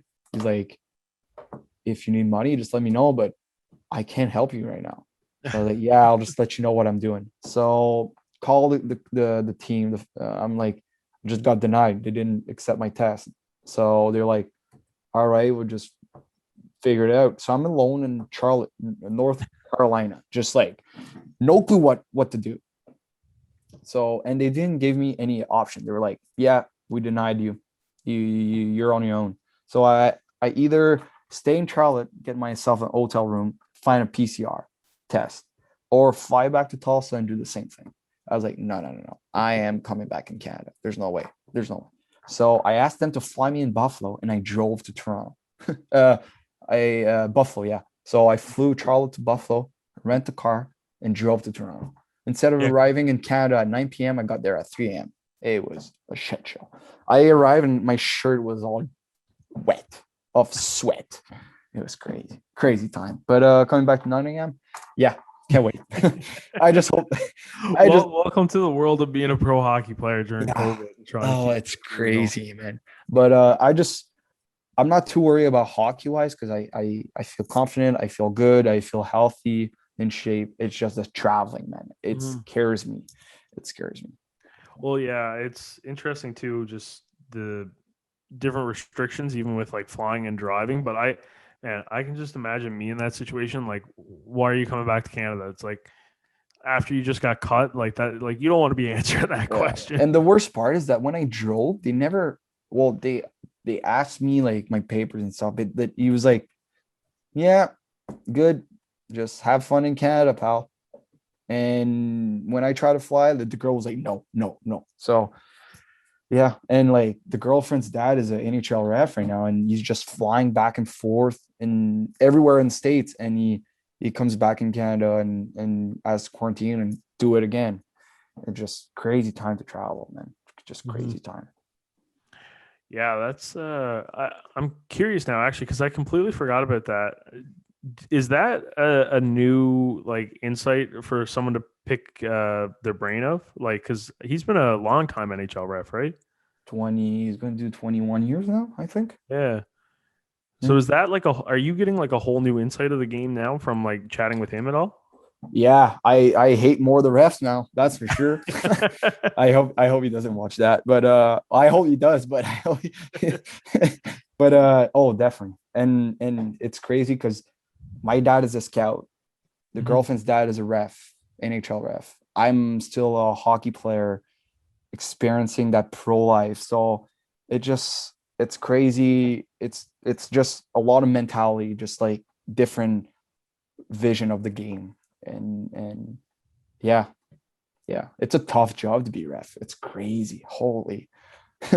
Yeah, I'd say, and I guess you even get added insight from Michaela too, because she's exceptional in her sport with soccer, right? Yeah, Like, she's sleeping right now. She's in Israel. yeah, the she's playing pro now too, eh? So you Yeah. guys are like trying to navigate your pro careers together in a way. Yeah. And it's even harder because during COVID, like I wish I could go in Israel and visit her right now. But yeah, we're just trying to live our dream and in those tough times and make the best out of it. For sure. So I guess yeah, your next step, getting on that flight to Nottingham. Now we'll get to Nottingham. Yeah, yeah, sorry. I just like whew. No, Hey, it's good. I could do that all night long, man. Yeah. Yeah, go ahead. Okay. Sorry. No, like tell me how the opportunity came up, like why that was the location for you.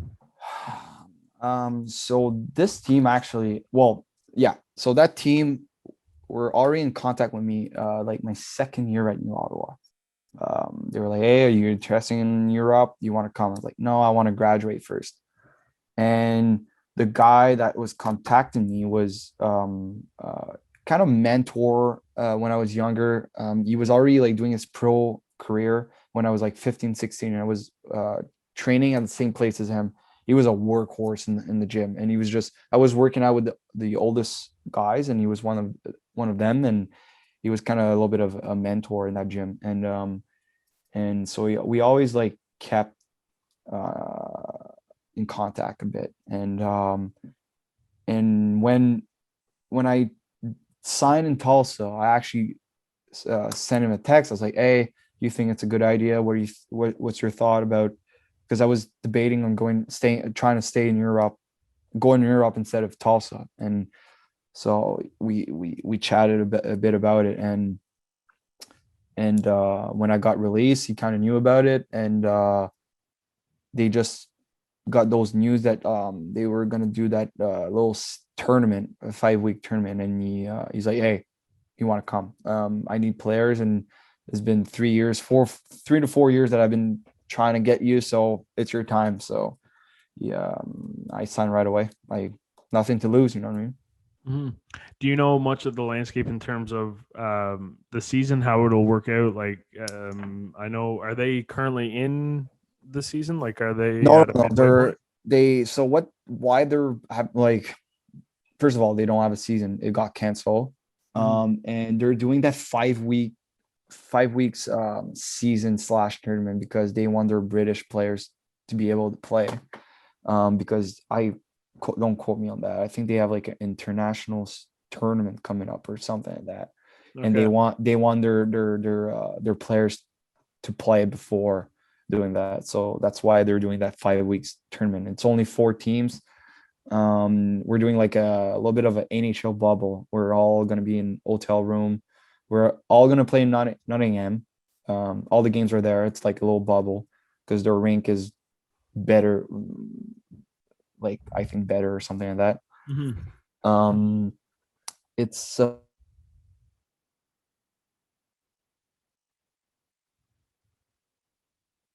20 in total. I think we're gonna play 12. My team's gonna play 12, I think, or something like that. A little bit more than that. Yeah, I think 12.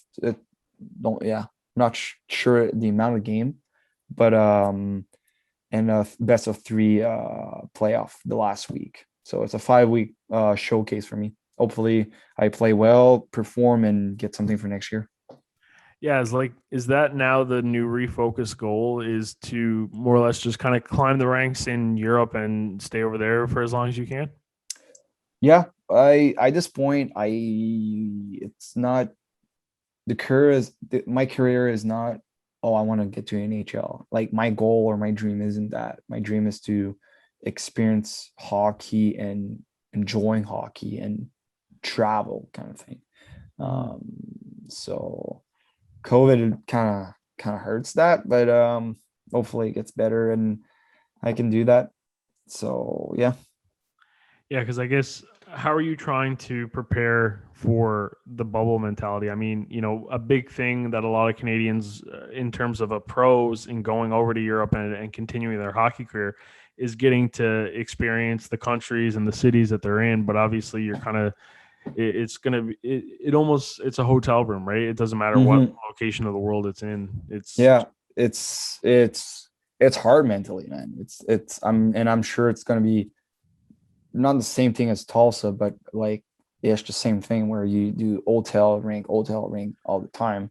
But I know I think I'm mentally more ready now, Mhm. what to expect. But yeah, I just like even if I can't actually travel, like I'm traveling there, but I'm not gonna be a tourist. I'm not gonna go visit places. I'm not so that's kind of sad, but I still can say that I'm gonna be in England. That's kind of so cool.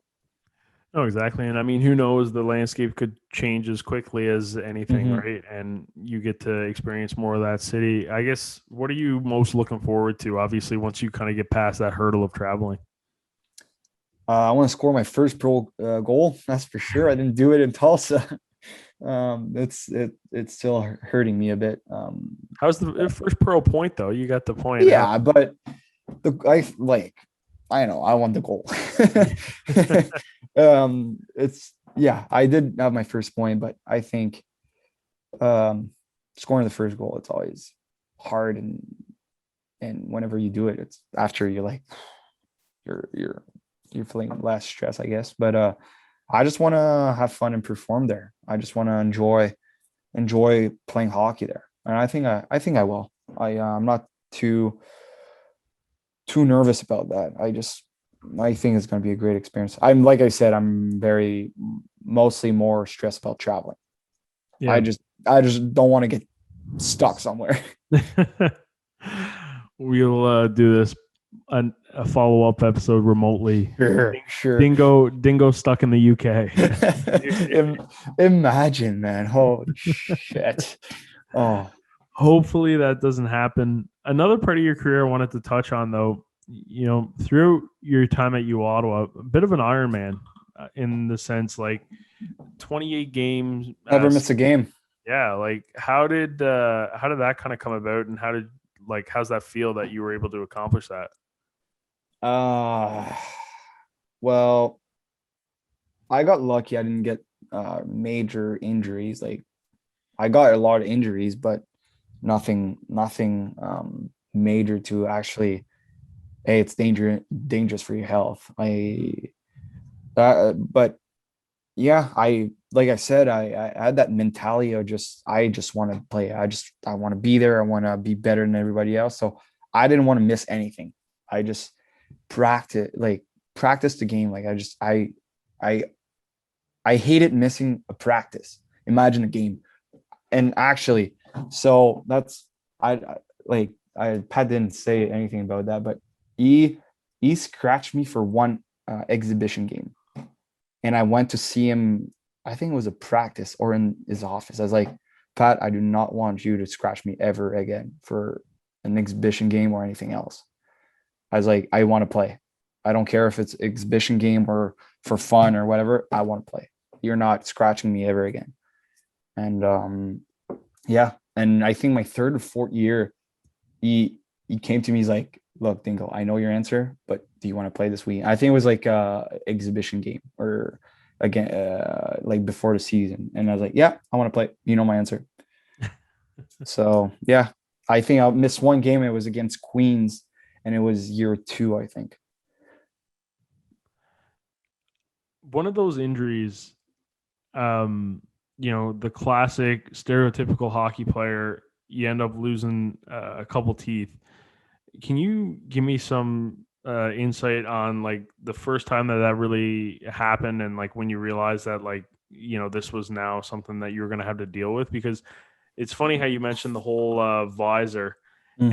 and when it's almost like you get to the visors, it's the pro, but at on the flip side of that, it exposes the pearly whites. That's one thing I'm very lucky about is, well, knock on wood first. I body wise never really had bad injuries. I had a couple like maybe a broken thumb, uh tendonitis on knees, but nothing crazy. But holy my face. Um in Ottawa, I got two slap shot in the face and I broke my teeth um 4 or 5 times, I think. First ever official practice of Ottawa, I broke my teeth because of Marco Azano. And Bevy did a slap shot right on the side of my head. That was scary. My mom was crying in the stands. My visor just popped, and I was just anyway. But yeah, and one time I skated by the goalie. I was the game at Ottawa against Carleton. I skated behind Brassard between the net and him. Ask me why I go there. I could have just went normal way. Just I went in this crease between his net and him, and he tried to hit the puck with his stick, and it just hit me right in the teeth, and I just lost two of them. Sweeney, well, there's a big debate between who did it. It was Sweeney or Mike. Sweeney shot the puck really high, and Mike, he just tapped it in the air, and I put my head in just right in the face. That's another time where those two just came down. But yeah, like that's the part of the game when you wear a visor. It's dangerous. Yeah, I almost miss a game because of broken teeth because the physiotherapist was like, "Oh, you won't eat well. You can't play this weekend." And me and Pat looked at her like, "No, it's just broken teeth. We're fine." But Mhm. yeah, one time that time when I broke my teeth with the stick of Brassard, the front there went back like an angle in my mouth, and I couldn't close my mouth. And I went to the physiotherapy room, and there was that doctor there, and he's like, I can help you, but it's gonna hurt. And I was like, why? He just put his hand in my mouth and just cracked the tooth back in. I was like, ow, like that really hurts. But yeah, I never broke shoulders or arm or legs, but my teeth, oh yeah. For myself, like my like smile, like my teeth, huge like identity for myself. Like I hold a lot to that, and like Hmm. I had like Invisalign, and like they long story short, like it wouldn't really work for me anyway. So like there's still like a little bit of like imperfection on like my left side that I like Hmm. nag, and like it bugs me in terms of like just mentally like my appearance. When you first find out like you're losing your teeth, like that's like my worst nightmare. Like I don't know how I would like handle that, but yeah. It, in hockey, I guess it's just like it's like great, like do it again. Like it's almost like normal in hockey. It's like if you didn't break any teeth in hockey, it's like, oh, how, like it's not normal. But don't worry, my parents like are really mad about it because they put braces in my mouth, like all the dentist appointment I had to do to repair them. Holy, lots of money in my mouth. um Yeah, like that was it was funny because when I got mine off, like the Invisaligns were kind of done. Like it was still so I was a goalie, so obviously it was never like a risk with like no visor, obviously. Like I had a full cage, but for other sports like softball and stuff, it was just like Hmm. if you get My a ball to the face, don't bother coming back home. Yeah, but like my first ever game with visor, I broke my teeth. Like ever first game, and it's in the QCHL. Now they don't do that anymore because now it's cage, full on Mhm. cage. But back in my day, like back in the days, um, when you were 17, you were wearing a cage, and whenever you were 18, you were allowed to wear a visor. So I got 18, wear a visor. First game, I remember like it's yesterday. I kind of overspeed the guy about to go in breakaway, and I protect the puck, and the guy missed my stick, and I get the blade right there. And I just finished my braces, and um I couldn't get the dentist appointment really like right after. Mhm. So for like 3 or 4 days, I had like those that metal thing that is behind the teeth. Like after you wear the braces, you like they Yeah, put like metal. I have it on my bottom. So so the tube was still hanging on the metal part. So for like 3 4 days, it was just hanging there. It was ugly. But yeah, first ever game with my visor. Broke my teeth. So yeah, bad history with my teeth, that's for sure. I know you mentioned you kind of had like some other injuries. I just feel like I'm reflecting on like tooth pain. Like when I got my wisdom teeth removed, like I cracked one of my tooth because I was like chewing on something one time, and it's like, Mhm. and I tore my meniscus in my knee, and like I've sprained ankles and stuff like that, concussions, and one thing I've noticed is like, tooth pain is just different than other types of Oh, pain. oh, because it's the nerve right there, man. Yeah. And actually, when I all the times I broke my teeth like halfway, like the tooth, it's really painful because the nerve is right there. But I think Sweeney broke my teeth, but hey, so whenever Sweeney did it, um, they one of the two just went out with the nerve and everything. I just had a big hole like in Mhm. my mouth. It didn't hurt. It like on the hit, it really hurt, but then there was no nerve anymore because it just like the full, like I still have the teeth, both of them.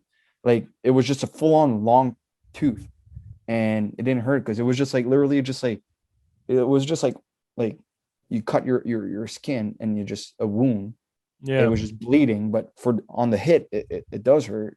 But after that, it just stings and it doesn't really hurt. But yeah, when you like, oh yeah, the nerve, oh yeah, I hate it. It just gives chills. That's for sure. Oh, I hate it. Yeah. Trying to play through stuff like that, like what's that like? Because I feel like that's like different than say like a bruised rib or something like that. Well, I never had a broken rib or anything, but it you just play with your mouth closed because if you have a broken tooth and you open your mouth when you're skating and all the air going on your nerve, oh, this is painful. But yeah, I don't know. In a hockey, like a lot of guys play through injuries and stuff. I guess it's part of culture of hockey. It's kind of yeah. What do you think of that aspect? Like, I know like we're learning more and more of the game, and like yeah, like for so long, hockey players have been glorified to like tough Tough it guy, through and yeah. stuff. But at the end of the day, like it's like yeah, you took a puck to the face, like maybe you should take the rest of the night off. Like, Yeah. Well, you could see like that kid, 19 years old kid, just died yeah, from man, like when that happened, the only thing I could think is when Bevy did the slap shot right there, like a little bit lower, it's right in the eye, and my eye is popping. But mhm. I'm even surprised that there's not more injuries in hockey with all the speed we have and the boards. Like I don't know, like I'm like hits are getting so crazy lately. Like I'm surprised there's not more injuries in hockey, but I'm sure there's like football. You don't you think they play it through injuries? Like I don't. I just I think that football we mostly think football concussion. We don't think about shoulders, knees, and hips and ribs. I'm sure they play through injuries. Yeah. Well, I've been familiar with guys who have more or less played through with like any like potential like torn ligaments or whatnot. Like it Yeah. was just kind of it's one of those things where it's like the surgery date's going to be at the end of the year anyway, so they're just going to like go through the season and like it. There's some instances I've seen where like it can't get worse, so they just kind of play through it.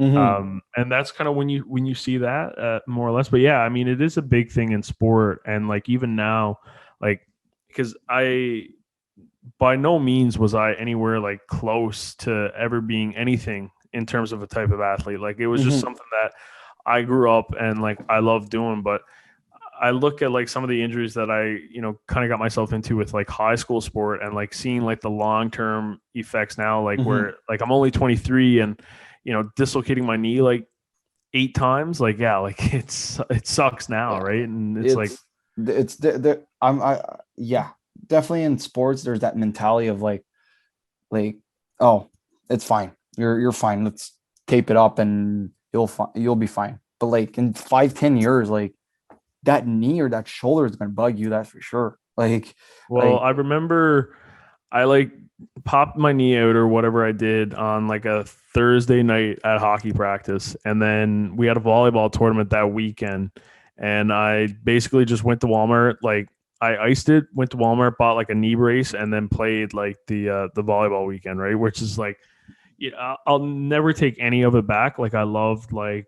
I love what it did for me. I love like the community. Obviously, it brought me into like the career path. But like mhm, at 23, when like you just get out of bed and you're like, oh, like knees are hurting. yeah. Like, Don't like I actually popped my shoulder a couple weeks ago. I was just laying on like I have a bad shoulder, but not crazy. But like I was just laying on my back on the floor, and I put my arm like that, and I just stretch, and it just like popped out and popped back in. I was like, oh, that's scary. Like that's not good. But yeah, like sports definitely uh affects your body mentally too, like depending on concussions. yeah, Uh, while you're going through it right now, obviously we've established the fact that like you're a super passionate guy, but when you're in it, is that affecting you mentally? Just kind of knowing some of the potential long term in terms of injuries, how that's going to oh, affect you. oh yeah, because like what if well, like it I never had really bad injuries, which I'm really lucky. But if I take some guys that like uh take Quinn for example, his wrist, Mhm. um like you might have problems like whenever he has 50, he's at 50, like his wrist gonna bug him. Like oh, take the girlfriend's dad. Like he was a fighter when he played NHL and AHL and all that those leagues, and he punched a guy and got a tooth in his knock one of his knuckles or something like that, and it affected his blood, and it can be dangerous for his life, like long term, maybe like because his arm gets like numb sometimes because of it. It's still affecting him, and like he has bad knees. He just got a surgery. Like it's crazy. Like and mentally, you're like because you don't want to stop playing your sport that you're passionate about because of something that you don't have any control on. Hmm. Injuries, COVID, like quit, like retiring because of COVID. Oh, like I feel very sad for guys like again Quinn. Like I think he deserves to go play pro and experience that. Like, and there's plenty other guys, like all the guys that just graduated from Ottawa, like retiring because of something that you can't control, injuries or like COVID. It's terrible. Mentally, it's terrible. Yeah. Well, it's interesting too because we're fixating on sport, obviously, just with my background of working in sport. You're obviously a pro hockey player, but it's one of those things where, yeah, it's like the worry is there, but You don't it's a think simple. about it. Yeah, You, and I mean, you look at how many times we hop on a plane and get in the car, right? Like there's a potential that one day like you get mhm. into a car accident and there's like long term effects from that, right? But it's like Oh yeah. you just do it and you're in it, so you don't really think about it, right? Like there's this element of risk that's more or less removed, whether it's the convenience or the joy out of the experience we're getting. Oh yeah. It's no, I totally agree. I totally agree. And it's sad for people that gets really bad injury. I had one concussion in my life that was really bad. I was in hospital for it, but other than that, like knock on wood, man. I don't want to get affected. I have a big injury and being affected by that. That's Mhm. yeah. No, I yeah.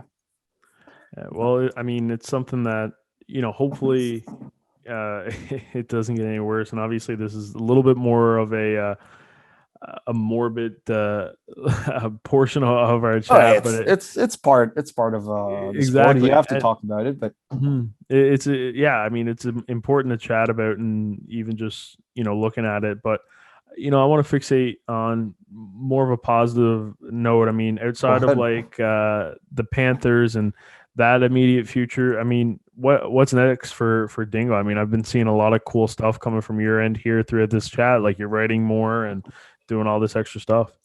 I don't know, man. I don't know. Like I was ready. Like when I got released, I was looking because like COVID makes you realize like, okay, what's next after hockey? Like I was like, all right, like I need to find something. And I personally, it cannot be behind an office. There's no way.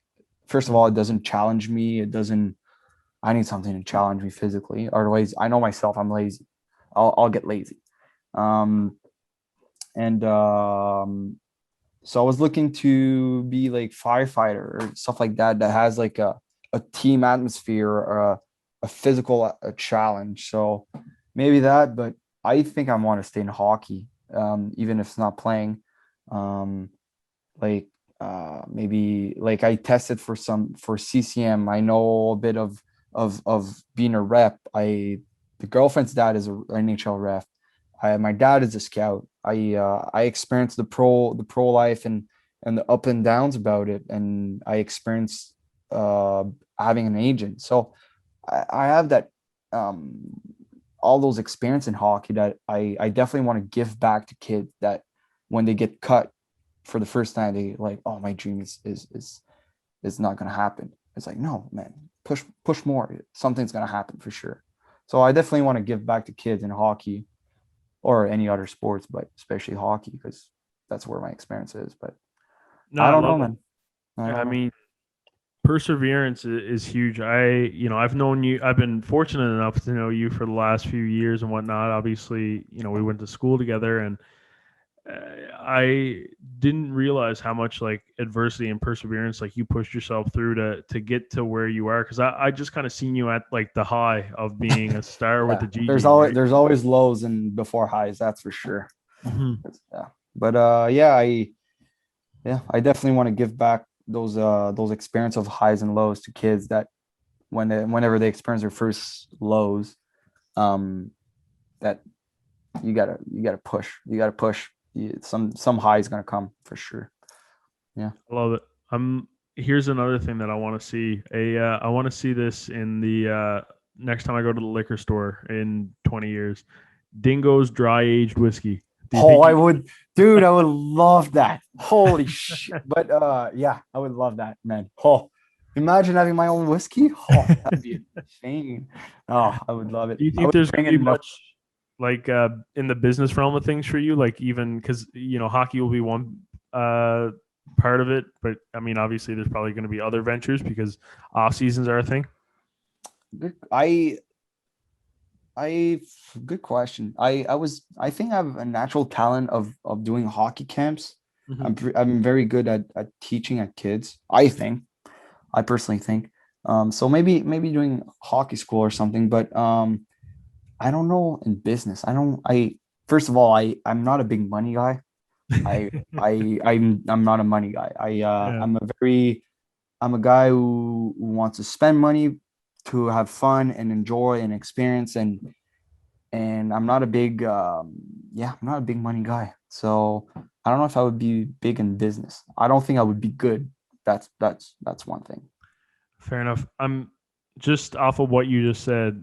The fact that you're not a big money guy, how's it been negotiating contracts? I mean, obviously you I have don't an care. agent. I don't care about the money. I just want to play hockey. I'm not doing this for the money. So Yeah, yeah, that's another thing. I'm not doing this for the money. So I don't care how much you pay me. It's just a bonus. Like I just want to play hockey, man. yeah, Yeah. fair enough. I can definitely tell, but yeah, what was when did you? Because have you been working with the same agency all this time? No, well, no, like I signed with an agency my second or third year at university. I think it Okay. was kind of a bad call, but I you learn from those bad calls when you experience them. So I think it was a bad call because I knew I wanted to stay until I was graduating. So why having an agent when you know what I'm going to stay 2 3 years at university? So whenever I was done, I didn't feel like he was doing much for me. So I changed agent and now I have a new agent, and that's the one who found me the Tulsa deal. Um, so it kind of worked out. But yeah, Yeah, I mean, finding a fit, it's crazy actually. Everybody thinks that it's just maybe like a one-dimensional player-coach relationship and you got to find a right fit there, but I mean, there's player teammates, player coaches, player assistant coaches, player physio, like man, player agents, like you got to yeah. like it's crazy. Like nothing against Tulsa or the experience I had, but I was coming from a 4 year experience of having a coach, or he was like a second dad for me. Um, because I had a lot of highs and lows in Ottawa, dealing with stuff with the family and dealing with other stuff of being on TV because of the picture with Drew Doughty to not performing. And I so, completely forgot about that. oh yeah, yeah. Well, we talked about peace, so I thought Yeah. that's why. But so I had a lot of highs and lows of performing, not performing, of a lot of like popularity, like you saying like I'll be in the Hall of Fame. Like I learned to be more humble, like, and that's because of Pat. And so those 4 years was a lot of communication. So I was coming from a 4 years communication, 4 years of being able to be open with my coach and talk to him every day. So come to Tulsa, the only conversation I had with him is when you released me. It was a day and night, man. I was just like no conversation on the ice, like and nothing like is like they're doing good right now. It's nothing bad for the coach. It's just that's how he runs his team, and that's fine. There's coach's mentality is totally different. It's really subjective. So some guys like a coach who doesn't speak, and some players love when they really communicate. But yeah, it was. I don't know why we came with that conversation, but I forgot the question. I honestly, I'm kicking myself because how in the world did I forget maybe one of the most viral moments at Oh, my time in U it was Ottawa? crazy, dude. Wait, my shares. Yeah, it was. I was thinking of like I'm surprised you never mentioned it, but it's fine. Well, hey, we're It's talking it. about it right now. Well, it was just it's like I'm.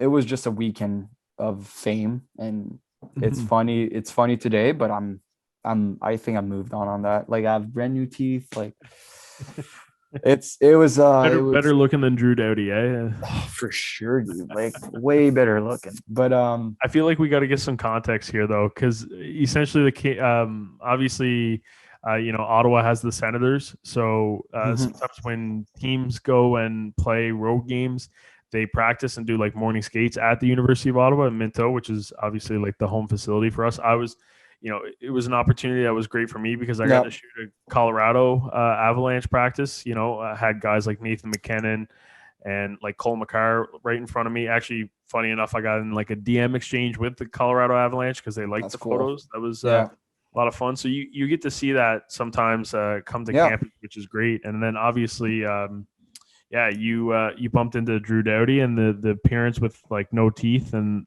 similar yeah, hairstyles. I guess were pretty spot on, and you yeah. put it out to the world and it took off. I don't know what was going on with me, but well, I'm still doing it a bit right now, but it was worse on that picture. I was just letting my like half beard just growing, and it was, I honestly I love beard.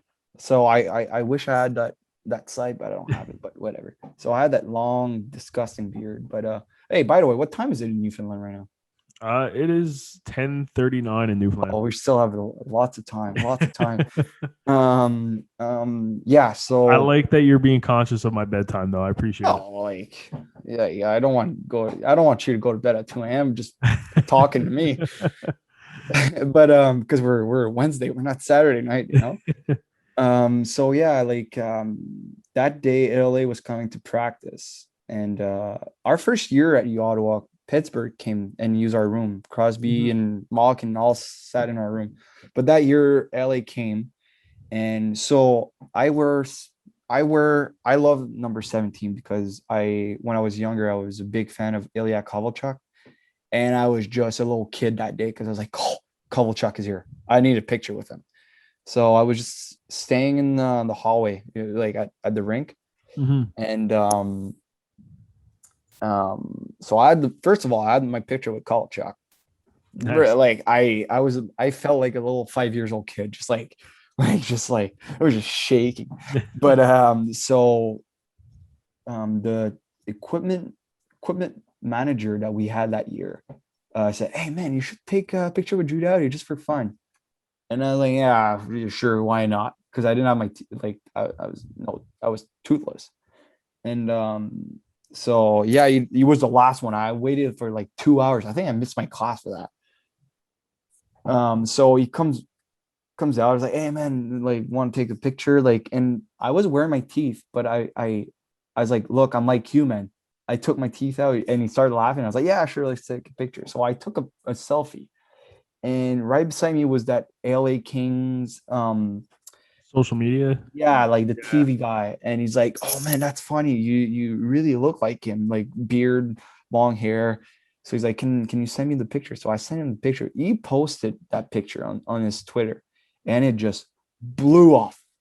Like like one day, just like blew off. It was just crazy. Like my phone for a certain time just like froze because like so many notification. Um, but yeah, I was on spitting chicklets on they shared the picture and everything. They And talked about you or they had you on? no, They, they like the on the Instagram, yeah, yeah, sorry, yeah. they just posted the picture, and But that's you when were I, also on like TSN too, right? Like TSN. yeah, well, like I was on LA TV something. So the guy, the TV guy was like texting me. He's like, "Hey, like I think I want to bring you to the game tonight. You can bring a friend. We just want to bring you on LA TV or something like that." I was like, "Shit, sure." I'm like, "Do you know? Like, I don't speak English very well." Like, so yeah, I went with Cameron Penny, because it was I think it was like a Tuesday or Wednesday night, and a lot of guys had classes, and I not a lot of guys were busy. So Cam Penny came, and yeah, like yeah, his weekend of fame, that's for sure. Because I went out that weekend, and people were stopping me and taking pictures with me. It was nuts. I was like, man, relax. Like, well, like I was not saying that. I was like, oh, that's cool. But after that, I was like, okay, like it's all right. We get it now. No, for sure. It's definitely it's a little weird sometimes how it all just like unravels and whatnot. Here's a funny story about Drew Doughty though, eh? Uh, Public speaking courses or like classes for myself, I would always double down on the fact that like I wanted to be like a play-by-play announcer and stuff like Hmm. that. So I would do my presentation year after year for my public speaking courses in like middle school and high school on either like NHL teams or NHL players, right? And I would always start off with like this super high um like hype start, right? And I remember one I did like on like Corey Perry, because I'm like a little bit of an Anaheim Ducks fan. I seen like the Hmm. Honda Center when I was like, I have family in California. Kind of got to visit like in the summers, just seen the rink, grabbed a couple shirts, Mighty Ducks, Disney, whatever. I did one on Corey Perry, and it was like I'd always started off with like Getzlaff in the corner with the puck, centers to Perry. He shoots, he scores, and like that would be like my big grand opening to kind of grab people's attention. Yeah. Anyway, I did one year on Drew Doughty. I don't know why. I think maybe because 2014, the Olympics. He was Actually, well, he's a sick player. Like, yeah, sorry. yeah, Like, yeah, yeah. No, it's a I great choice. It's a great choice. yeah, I just like the list of them. Sorry, when I say that, obviously like Drew Doughty, fantastic defenseman. He's going to be a Hall of Famer in the NHL too one day when Oh, I hope he so. finishes up. But going back, like to my point is like Corey Perry, like I had that Anaheim Ducks connection, right? Like I did one on Carey Price one year because I was a Montreal Canadiens fan, right? So I Hmm. have no idea why I picked Doughty. I think it was because of the Olympic team.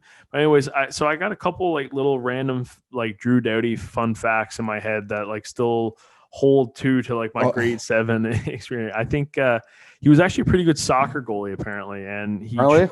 really? Yeah, he. So there's another similarity in you There you guys. go. Yeah. I'm not sad, but I wish he like, I don't know, message me, or I don't know, added me on Instagram or something, or I don't know, sign a jersey and send it to me. Like, come on, man. But yeah, I never had that, but whatever.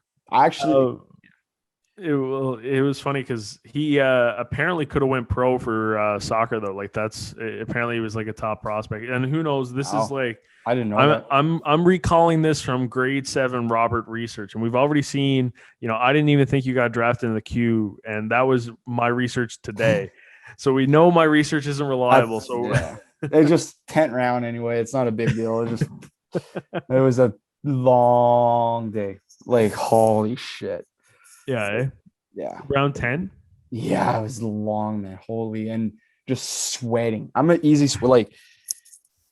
Like I don't know. My shirt right now is like I sweat at nothing. And Fair enough. imagine me like waiting at a draft for 10th round. Were 10 you in the rounds. rink for 10 rounds? Oh yeah, we're in Quebec City, man. Oh, It was great. It was great experience though. Like yeah. but like it's long, man. Waiting for your name, like, and you don't know if you're gonna get called, man. It's stressful. How many Like, rounds are there in the queue? 15 at that time? well, it might, yeah, I think, and every year like they expand, I think, but yeah, I got drafted the expansion year of Sherbrooke, and yeah, it's I remember like I was getting like like just exhausted, and I was just sad getting like in the chair you could see I was just like getting around and just getting like like I didn't want to be there anymore. And I remember my dad was like, "Hey, stand straight." Like, and yeah, and like just for body language kind of thing. But Hey, first pick of that 10th round though. I don't know. I'm a first pick overall of a round. Oh I always shit. got that to brag with. Yeah. I was just taking a quick look actually, flicking down through, and it was pretty funny. Take a quick look at the names, and Jimmy Vesey went the 12th round in the queue that year. Is that Victoriaville drafted him is that 210. you He was just with got the Leafs, just got released, and now is yeah, with yeah, yeah, okay, yeah, yeah. Vancouver. I think, he did like Harvard NCAA, so that probably explains why he was so late in that Q draft. Because Hmm. sometimes Q teams just, grab guys for the sake of like maybe they'll choose the CHL Yeah. standpoint as opposed to NCAA, right? Yeah, that's another thing that some guys go in the States for that and some guys stays in Quebec or Ontario and stuff like that. It's Mm-hmm.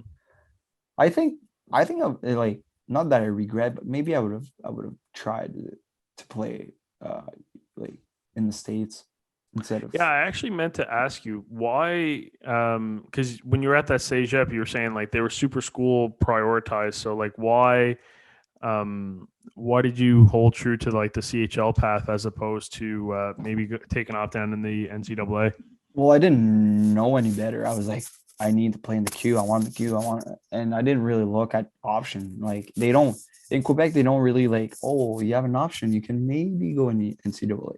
Mm-hmm. Like there's nobody telling you that. Well, they're not they're not advertising that because they want you to stay in Quebec and stuff like that. So I like if somebody tells you, hey, you like a team is interested in you in the States or something like that. But other than that, like they I don't know, it was a dream for me. So I don't know. But when I played in the QCHL, we went to visit. We went in Boston and we watched some games. We went to the Frozen Four at the Boston Stadium, the baseball team, and saw some game in the winter outdoor rink game there. It was insane, and we watched Clarkson. Is it Clark? Yeah, Clarkson and stuff like that. It's wow, it was amazing. But I wouldn't say it's a regret. But if I go back to 15 years old, I would maybe give a second thought. Yeah, It's one of those things. I guess you have more knowledge now, right? Like you almost wish yeah, you kind of had the same information. yeah, yeah, definitely, yeah. It's yeah, but it's part of life. For sure. Dingo, man, this has been a blast. Everything that I had for you and miles more. I appreciate your time and whatnot. And hey, it is getting late in Newfoundland, so maybe it is time for Come bed. on, just get a little coffee into you. Just getting coffee into Hey, you. I've been drinking espressos lately, so maybe I'll make a quick double Oh, espresso. I'm a big black coffee guy. Didn't have money to buy milk during my 4 years at university, so I started to like black coffee. That's a real thing though, because I a big transition into me going into black coffee. Well, A, it's healthier. B, um, I was sick of like wasting milk or like cream, right? Like you buy the creamer and then you wouldn't drink enough of it and it Yeah. expire, and then it's like, oh, I'm just wasting money at this point. Yeah. But Well, you're not eating cereals or anything, so you don't use it. yeah. And but yeah. But man, I enjoy talking like that. Man, I love it. I could do that all night. Well, hey man, this is the part of the show where I hand it over to you. It's your show now. Yeah, You can I chat was about waiting whatever for you that want. because I saw you. I watched some of your the ones that I know the guys like Pat, Uh-huh. Matt, Quinn, and I was like, oh, he's gonna ask me that question. I gotta be ready. But I have nothing, man. I was just like, hey, like, how you been? How's your life? Hey, man, I'm good. I can't complain. Obviously, like COVID threw everything into a whirlwind. I really miss like you guys, and I wish we had the opportunity to really finish out what Oh, tell was me about it. started. Oh, But yeah, I mean, things are. I'm living in a new town in Newfoundland now, so that's been a new adjustment. I'm in a different city, so I'm about. I don't know how much Drover has taught you about Newfoundland, but I'm I kind of don't in. want to like this guy. Just no. I Just I'm in the like I'm in the middle part between like St. John's, like the big city, and my hometown. Mhm. And then Drover's probably like once you get to my hometown, Drover's like an extra 2.5 hours. If there's one thing I would love to do whenever COVID gets like like it relax a bit and we can travel a bit more, I definitely want to come visit Newfoundland. I told Cody, I was like, me and Mick gonna come visit you and Vic. It's something that I want to plan for sure. Listen, if you come here and don't stop in and visit and see me on that trip, I'll be very upset. I better be Well, included you'll be invited, that's for sure. on I'll man, like more people, more fun, you know?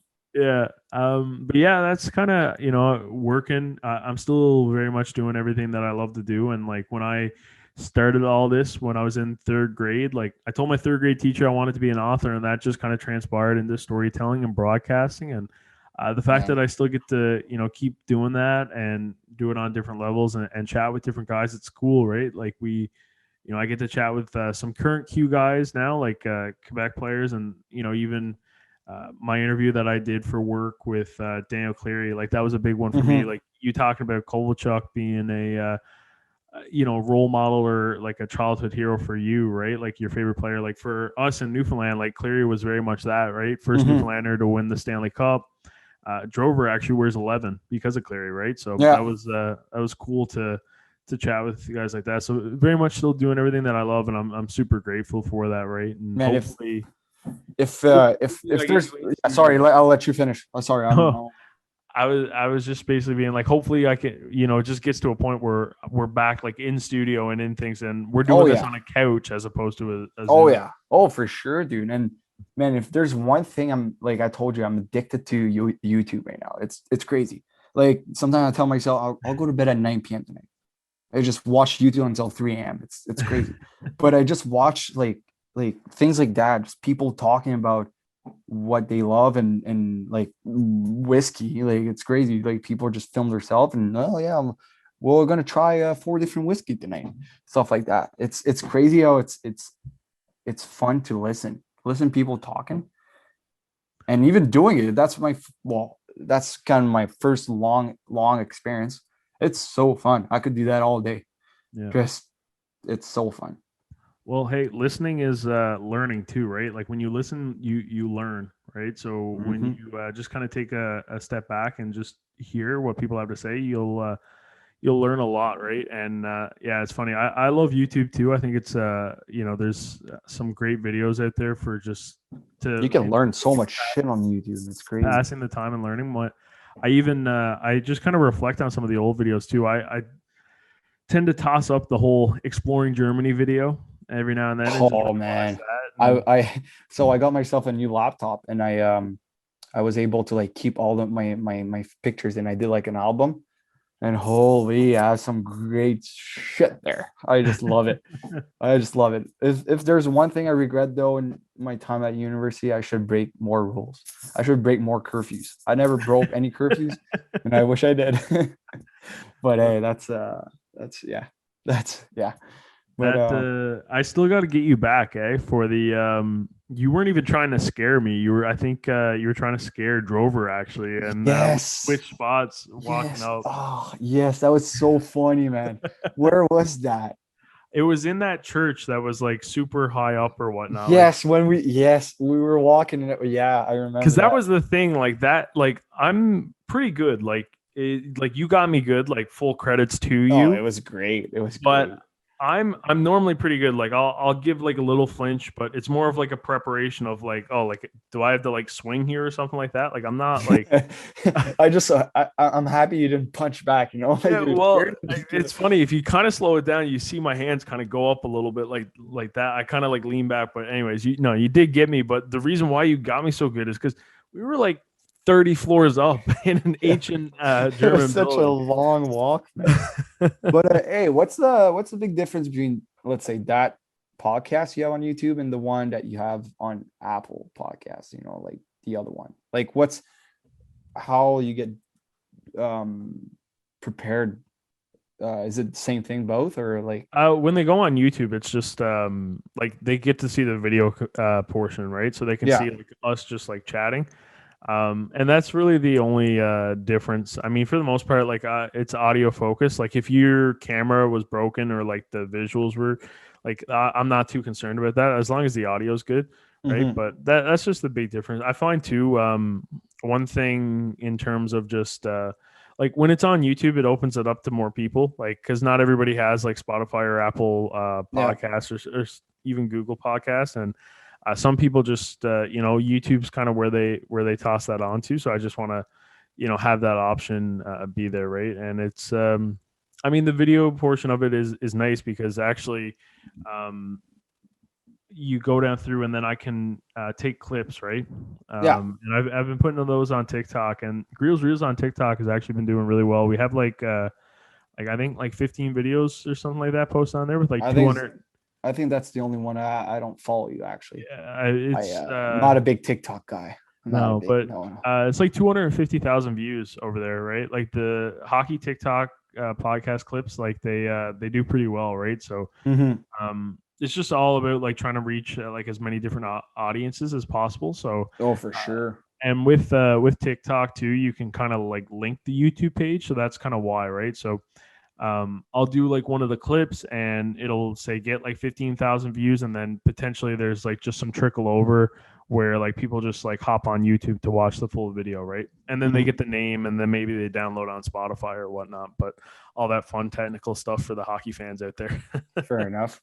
Get me back in here. I want to talk to Cody on this. I just want to get him. I just let's do you, Should me, and Cody. I just want to rip apart Cody. I was should I He's FaceTime him? he's probably drunk right now because it's I St. Patty.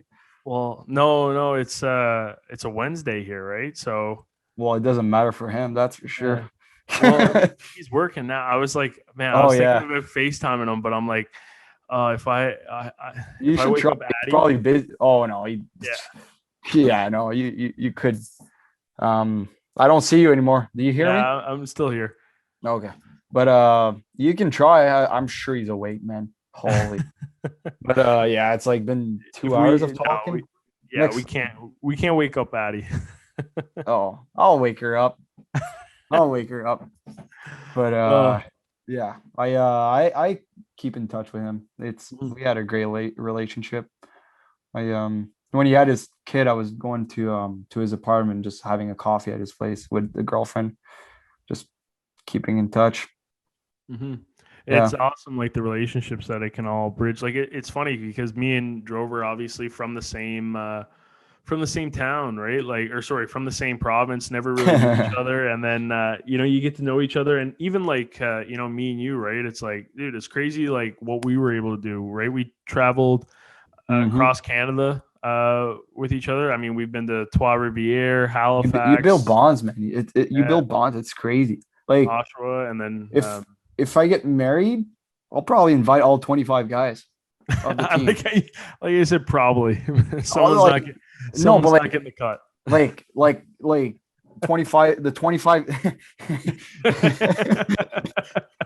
but like the 25 guys of like the fourth year or like all the OG guy from the first year that made it to the fourth year. Like there's a lot of guys that I have a great bond with them, but they came later in the experience. So like I would probably invite all 25 guys from year four, you know what I mean? Like Hmm. God, like they were like brothers. It's like it was a family. So that's how tight. Well, I don't know. That's what I think. No, I think. Hey, I think this is a great point to leave it off on before we start getting into the Yeah, wedding. sorry, we spent like 10 minutes. Like we'll stop talking. No, it's awesome. I love it. Like this is. I want to open it up to a whole other thing, right? Where it's almost it can, like I said, like it's your show. Like we can go for as long as you possibly want, right? But You sure about that? well, I'll just say before we get into the wedding invites and all of a sudden we start discussing who makes the cut and who doesn't and feelings and yeah, we don't need to do that right yet. Shit. Hey man, listen, I think that's a great point to leave it off on though. If you got Yeah. anything else to say, No, man. I was happy that you invited me on that on your podcast. Like I enjoy that. I was watching some of yours and I was happy that you invited me. I love chatting. I love arguing. I love talking. I love talking. I was gonna say we haven't done much argue. Yeah, but yeah, I know, but yeah, true. But you know what I I mean. mean, do I you just want love, to do you want to pick a fight, Dingo? Like, yeah, pick a topic. Even if I'm not right, even if I'm wrong, I'll fight you. I'll argue. Even if I'm wrong, I'll argue. I don't all right, care. well, you know what? In sake of the friendship, let's hang up. For sure. Sounds good. All right. Well, thanks for having me, man. Hey, thank you, bud. All right, everyone, that's it for this week. If you could do me a favor and share this with a friend, I'd really appreciate it. And hit that subscribe button if you're watching us over on YouTube. Don't forget to leave us a review. In the meantime, stay best kind.